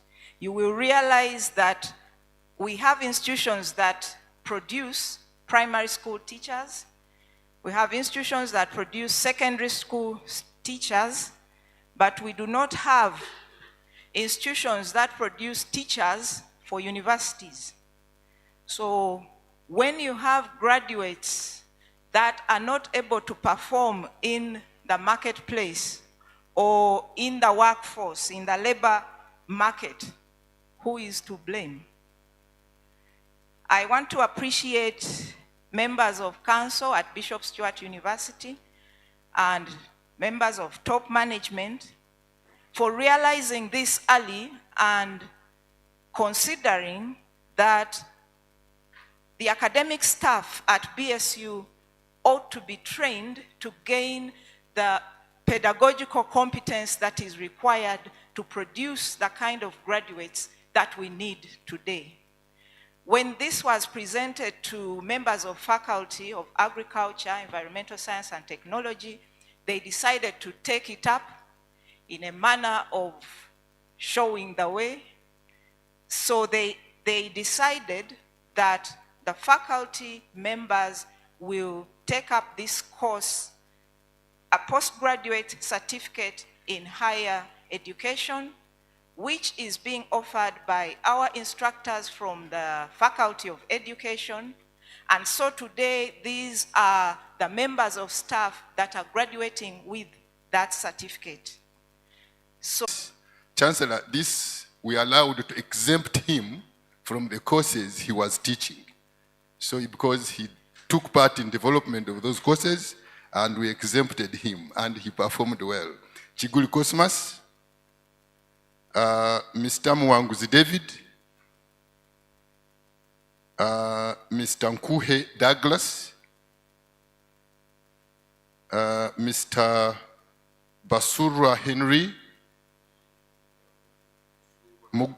Busura, yes, Mugumya Norman, Aine Mark, Job Kalema, Mwezi Arthur, Cohen Aine Biona, Ninsima Ebo, Owomugisha Daphne, Amanya Martin, Tukahirwa Prudence,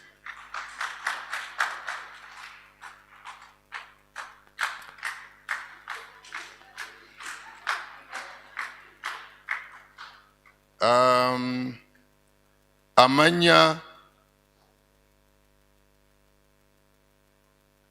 Bakahanika Bayahakanira Joshua, I'm sorry. Tumhamye Medias Monica, Bagaine Babra, Esther Kansime, Ebo Abel Ayorechire,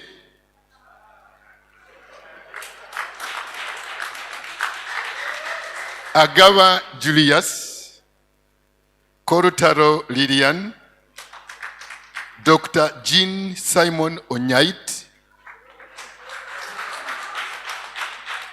and Mr. Kahoza Richard. Mr. Chancellor, sir, I present you. Thank you.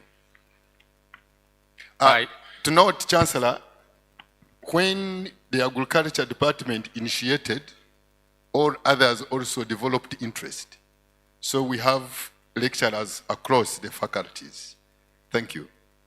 By the authority of the university entrusted to me, I congratulate and confer upon all those persons whose names have been read for the award of their postgraduate certificate in higher education teaching of Bishop Stewart University, in the name of God the Father, the Son, and the Holy Spirit.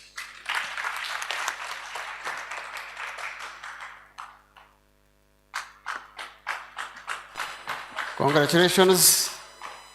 Yeah, we do hope we are going to put in 2 plaques what you have learned. And as we do monitoring and assessment, we shall be able to know that you are showing the way. Yeah, as we move toward the end, Chancellor, amidst us, we have the Guild President. Guild President, come and greet us and invite the Chair Council. Guild President. This is our Guild President.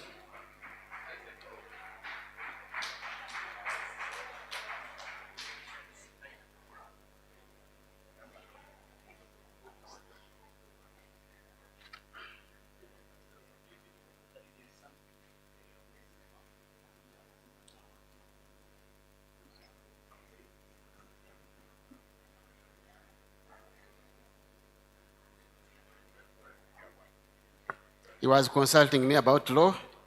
We realized they still have some questions to cover. And as at BSU, you have to graduate when we are sure that you are fully, you have covered all our course units. And that is the work of my office. Yeah, so, and the guild president, greet us and invite the chair council to speak to us. Permit me to adopt the protocol as per the previous speakers. Ankunda Best Arnold. I'm a student at Bishop Stuart University, pursuing bachelor's in agriculture and community development under the Faculty of Agriculture, Environmental Science and Technology.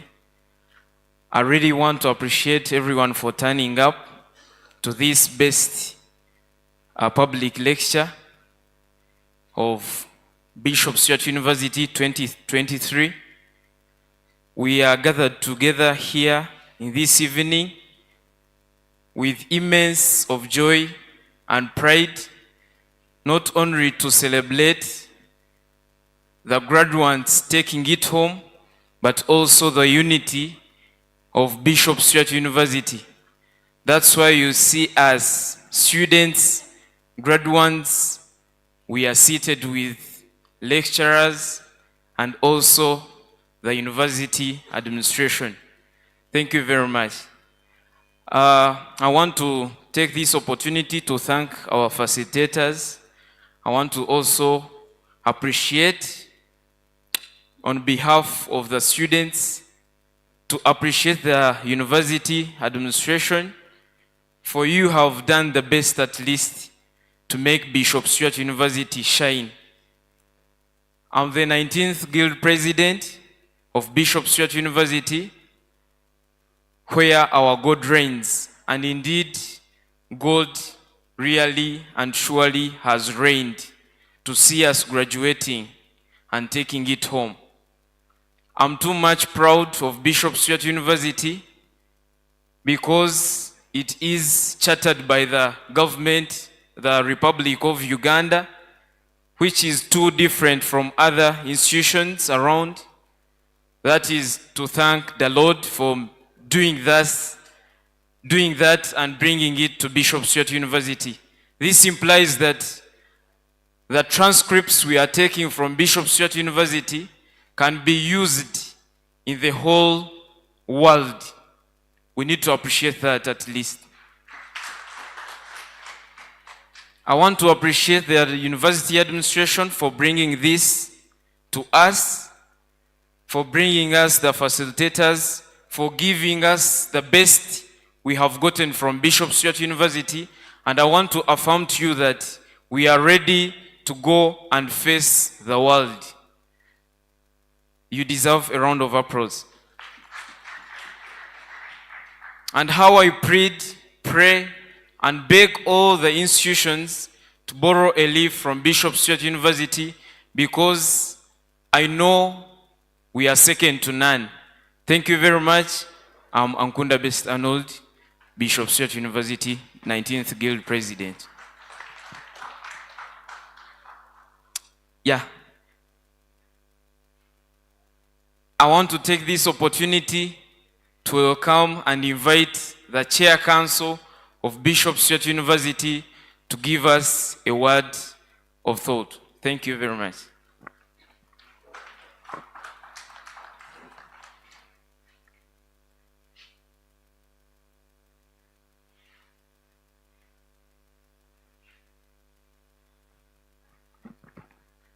Good evening, friends. The Chancellor, the Right Reverend Professor Fred Sheldon Mwesigo, we are proud to have you here. The council members who are here and the trustees, you are most welcome. Our guest speakers who have done a good job, Professor Godfrey Asimwe and Associate Professor Margaret Kaveya Wafura, we are proud to have you with us. Thank you. The Acting Vice Chancellor, management, academic staff and student community, we are happy to be associated with you. I recognize also my classmate, Dr. Basil. Please stand up. I am happy we have produced a generation of academics. Our respectable members of the public, I'm especially proud to have Mbadifa here, Barra Farmer Association, where I'm a member, and true live example of engaging the community. I joined the speakers before me to welcome you warmly at Bishop Stewart University, especially the non-BSU community. The topic today is very topical, relevant to the situation, transforming our population from peasants to modern, prosperous population. It's a tall order, but there's a proverb that you can eat an elephant mouth by mouth. What's important that we start biting the bones. Good. I hope that all of you, like me, have enjoyed the presentations and discussions from the audience. I particularly hope that the students and the staff have learned what they are not doing. Have also learned what they are doing well. But important is the students, because as I always emphasize, they are the primary reason why we are here. The rest, from the chancellor to the sweeper, we are support staff. Support staff to the student community. So, if you detect, if you have been provoked by the speakers, that perhaps you should be learning what you are learning better, perhaps the presentation should be better, then engage your lecturers and initiate the process of curriculum change and curriculum delivery. I would want you to initiate the process because you are the primary targets. Don't see it to be victims of wrong education. So, we need self-assessment. On engagement of the community, I don't know if Dr. Onyait is here, and Dr. Mwebembezi. I'm always urging them that they need to encourage their students, to take their students to the communities.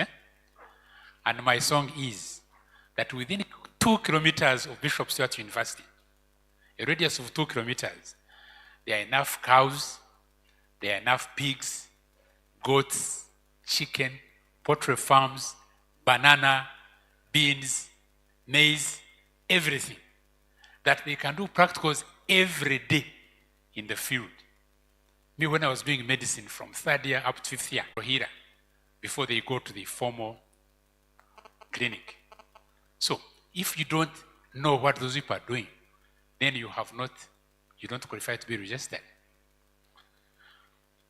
So, transformational education is very important.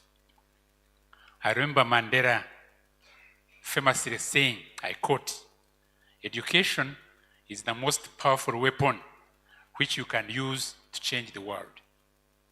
So we are at the forefront, we are at the front line. I also recall, those of you who were here, we had a public lecture by Professor John Mujisha, Vice Chancellor at Cavendish University, and he said that when we get our students in the university, we are to impart not only the degree of agriculture or veterinary or education, but there are several skills we should impart in a university that should help the candidate throughout his future life. 1 is critical thinking. 2, analytical reasoning. 3, teamwork. 4, decision-making skills. 5, communication. Then problem solving.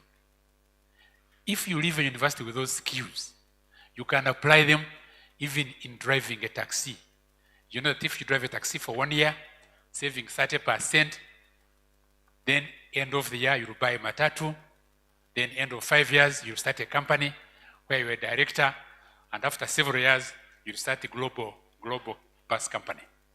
So you can use the skills, whichever course you have done, if you acquire those skills, and I believe that's why you come to university, then they should change your life.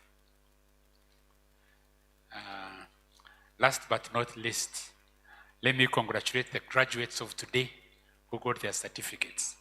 I'm especially very encouraged because I've been singing this song since I came to this university, that university teachers should learn how to teach. I'm sure you, together with me, you must have seen how the discussant, how she presented her subject. I'm sure you assimilated whatever she said because her presentation was perfect.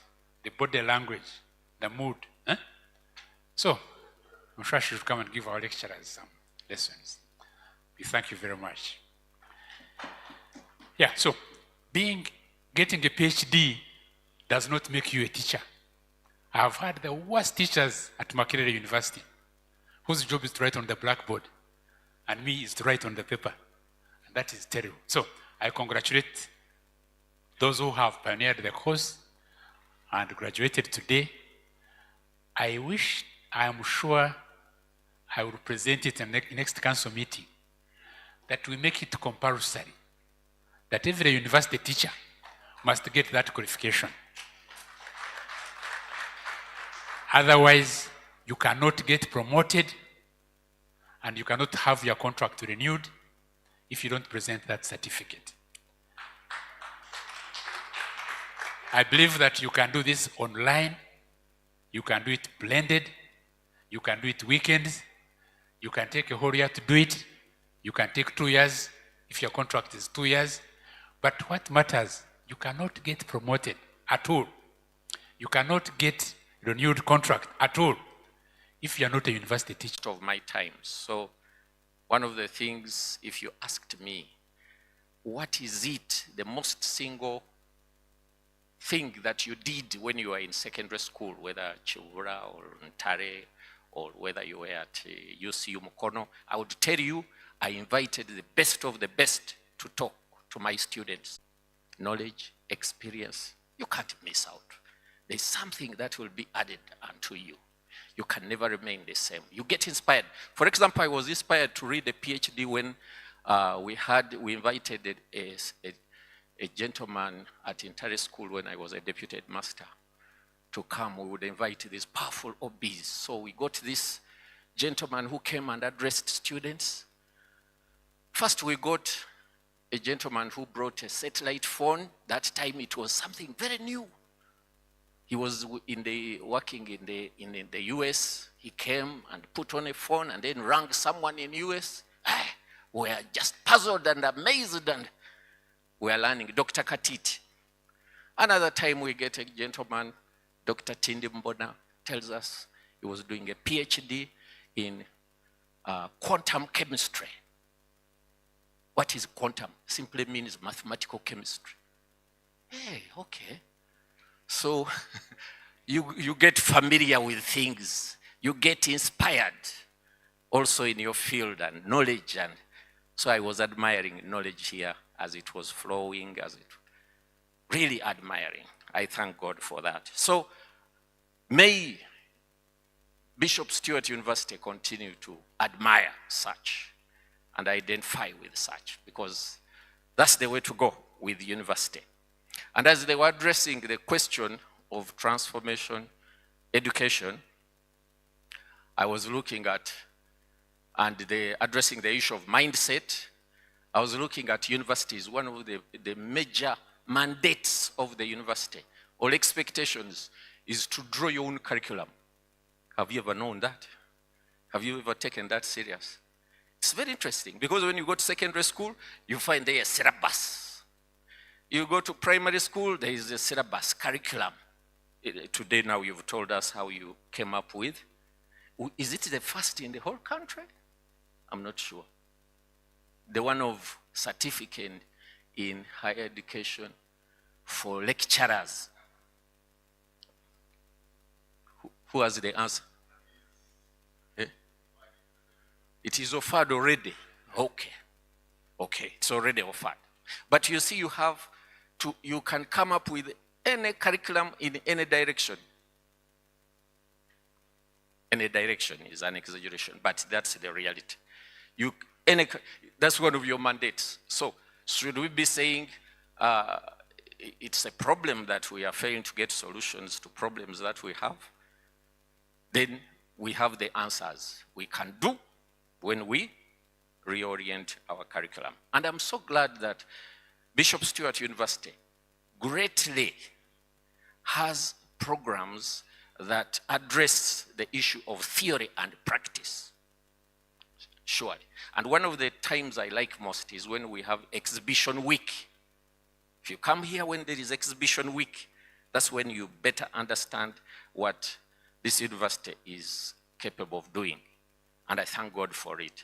That Bishop Stewart University is not a glorified secondary school. It is a university whereby there is skill, there is heart, there is hands being used, which is very, very important. So I'm so glad this topic is very, very pertinent for the times in which we live. Continue. One of the things I like most here is the business incubation hub at BSU. And in the recent past, there is a student, former student here, who won a very big prize on the national level, because when they are here, they are exposed to great ideas. One of the students who used to inspire me very much is one who was doing law, and whenever we would be doing exhibition, you find her demonstrating on what was this? How to make, is it charcoal stove, briquettes? Then you ask her, what are you? Then she says, I'm studying law. She's making briquettes. Now, for us, historically, Uganda, we have been disadvantaged because we have been having a compartmentalization of knowledge, specialization, and some of us, in our time, we suffered when we went abroad to study. Because when I was growing up, yeah, you say, me, I'm an artist. Literature, 311. CRE, me, I'm an artist. I'm in the field of humanities. These are scientists. We suffered when I was doing my PhD, and I found that I had to contend with mathematical formulas to draw pie charts, graphs. What do those have to do with CRE? I never knew. Because of the education system we had been exposed to. That issue, we need to bridge that gap so that our students now who grow up will not have compartmentalized knowledge. For us, we suffered really, real suffering. So I hope we shall address those gaps. And the mindset, I like that. One of the things that I got exposed to by studying abroad, and I like very much, is the changed mindset. That's why I left England, even when I had 1 year on my visa. And when I came back, some people said, he has something wrong in his head. Some of my relatives, they couldn't understand because my mindset had changed. My eyes were looking far, see far, because of the things I saw in Europe and I didn't want to associate. One of the things you look at, even the most educated, because the major narrative in the presentation of Dr. Asimwe was the foreign ideas that are brought on to affect even our way of doing almost everything that we do. Look at BBC. For you, everybody will say, I'm going to watch news, BBC, British Broadcasting Corporation. Most people never watch that when they get more information about the agenda of BBC. I have a book, British Brainwashing Community. That's what it is about. They brainwash with a mindset, a mentality. They have an agenda, liberal, secular, Western values, finished agenda. Everything they do is in line with that. They don't sidetrack at all. CNN, Clinton News Agency. For you, call it Cable News Network. Clinton News Agency. It means it represents democratic, liberal values. A cousin to BBC. If you want to know news taking place between Ukraine and Russia, don't go to BBC and CNN because they have an agenda. They have a direction. Point is, mindset. You talked about the banks. Oh, I love that field. We have a circle which has grown leaps and bounds. We are in billions in about 10 years. People, you ask them, everybody goes to, what is your bank? Stanbic Bank. The other day we were doing a fundraising. We asked them, they can't give you even a shilling. And I take there my money. Why? I'm not that foolish any longer. Not even a shilling. Fundraising. Stanbic Bank makes the biggest profits in Uganda. All the money is repatriated outside. In Europe, when I went to study, I asked, I want to open a bank account. One of my good friends who is liberated in his mind, I said, I'm going to Barclays. He said, you know what Barclays is? Those were the people who were trading in your forefathers in slavery. So I had to make a decision. Mindset. You tell them, join the circle. We have a circle. You even buy shares. Last year, a share was, it made profit. 10,000 made a profit of 3,592. You tell an African, join the circle. You say, I'm not sure I'm safe there. I'll go to Absa Bank. The name sounds nice, you know. I'm in Absa. I'm in Stanbic. I'm in Barclays. You don't even think about it. You can get shares. You can get dividends. Anyway, let me run. But I like the topic. It's really so exciting. We need to work on our mindset. And if we don't, we shall be dominated. And that's why you were appreciating Archbishop Kazimba and the Anglican Church. We said, away with the money. Away with the money. We cannot be affected because the mindset will be affected. I pray and hope that we shall look for ways. Let me go to the last part of the function. I want to congratulate those who have gotten certificates. And the departmental head, I think, forgot. He doesn't know. I think he forgot that in the battles that you fight, there are even trustees who are involved. That matter troubled us very much. We could not sleep. We got messages in our phone, chancellor, abuses of all kinds.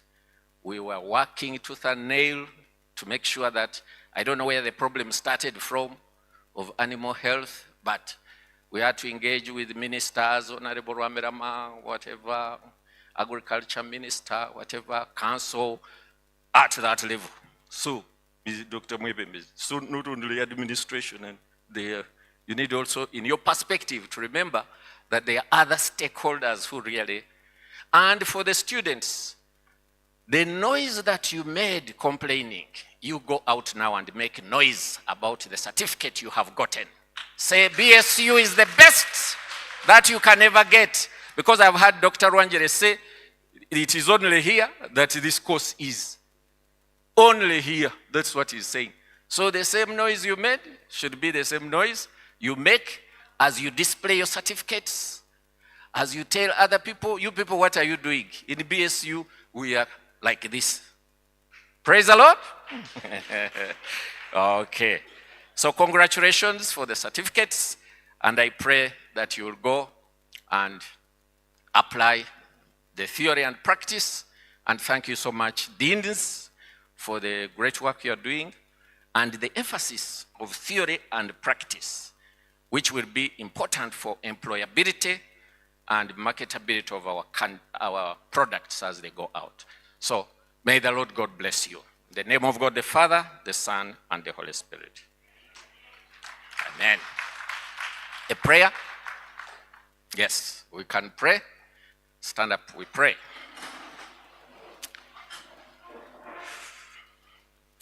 Heavenly Father, we thank you so much for this great evening and for your blessings that are new every other day, every other morning.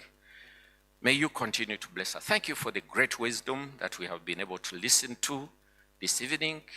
And we pray that you continue to bless these your children as they continue to research more, as they continue to assist us more in understanding, but also as we get helped in thinking through how best we can be able to address the challenges that we have, instead of only lamenting about them. Give us practical solutions so that we shall be able to make a difference, especially as we engage with the community, so that this university will be relevant to the people that it serves and from the people from whom these students come, and for the good of this nation, and in line with the goals of this nation and even international goals of development. May you bless us. May you help us also to be able to understand and appreciate the dynamics of what is going on in the world. Because if we do not understand and appreciate the same way these, our brothers and sisters, have been able to, we shall not know even our enemies. We shall not even know those who do not mean well to us. But when we do, then we shall get solutions. Bless us and guide us. And for these students who have graduated, may you bless them. Thank you that, Lord, finally they've been able to accomplish a task that was still hanging in the balance. Thank you that, Lord, we were able to overcome this big problem also which was there, the gap that has been filled. May you bless them as they go out to work. We also pray for the graduates who are preparing for graduation and all the university administration and all the preparations, that they will all go well. Thank you for the university administration, the council, and all key stakeholders, and all the parents who look for the fees and tuition. We thank you, we praise you, honor you. Through Christ our Lord we pray. And the peace of God which passes all understanding, keep your hearts and minds in the knowledge and love of God and of his Son, Jesus Christ. Blessing of God Almighty, Father, Son, and the Holy Spirit, be upon you all, and particularly be upon our guest speakers, Dr. Simwe and our sister, Dr. Wafula. May that blessing never leave you all now and always. Amen.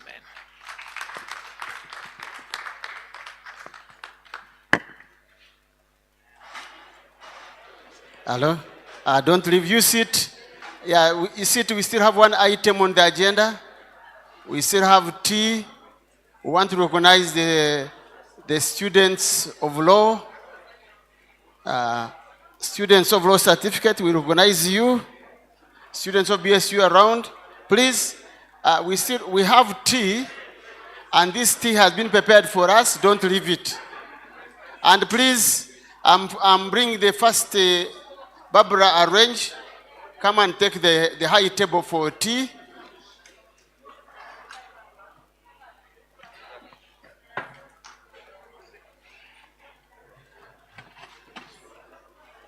Yeah, please don't leave our tea. We have tea. We have tea with sumbusa, with eggs, with everything. Please don't leave the tea. We shall, everybody has to take about University 3 cups. Christian University, and one of the fastest growing universities in Uganda, will hold its 19th graduation ceremony on December 8th, 2023. I'm Professor Gasho Matukunda, the Acting Vice Chancellor at Bishop Stewart University. I want to take this opportunity to congratulate the graduates, parents, sponsors, Board of Trustees, Council, management, staff, Government of Uganda, all our esteemed partners for the support in this upcoming graduation. This is Chomhendo Jacqueline, Academic Registrar, Bishop Stewart University. We want to congratulate all our potential graduates and thank you for honoring the timelines that we set to ensure that you clear in time.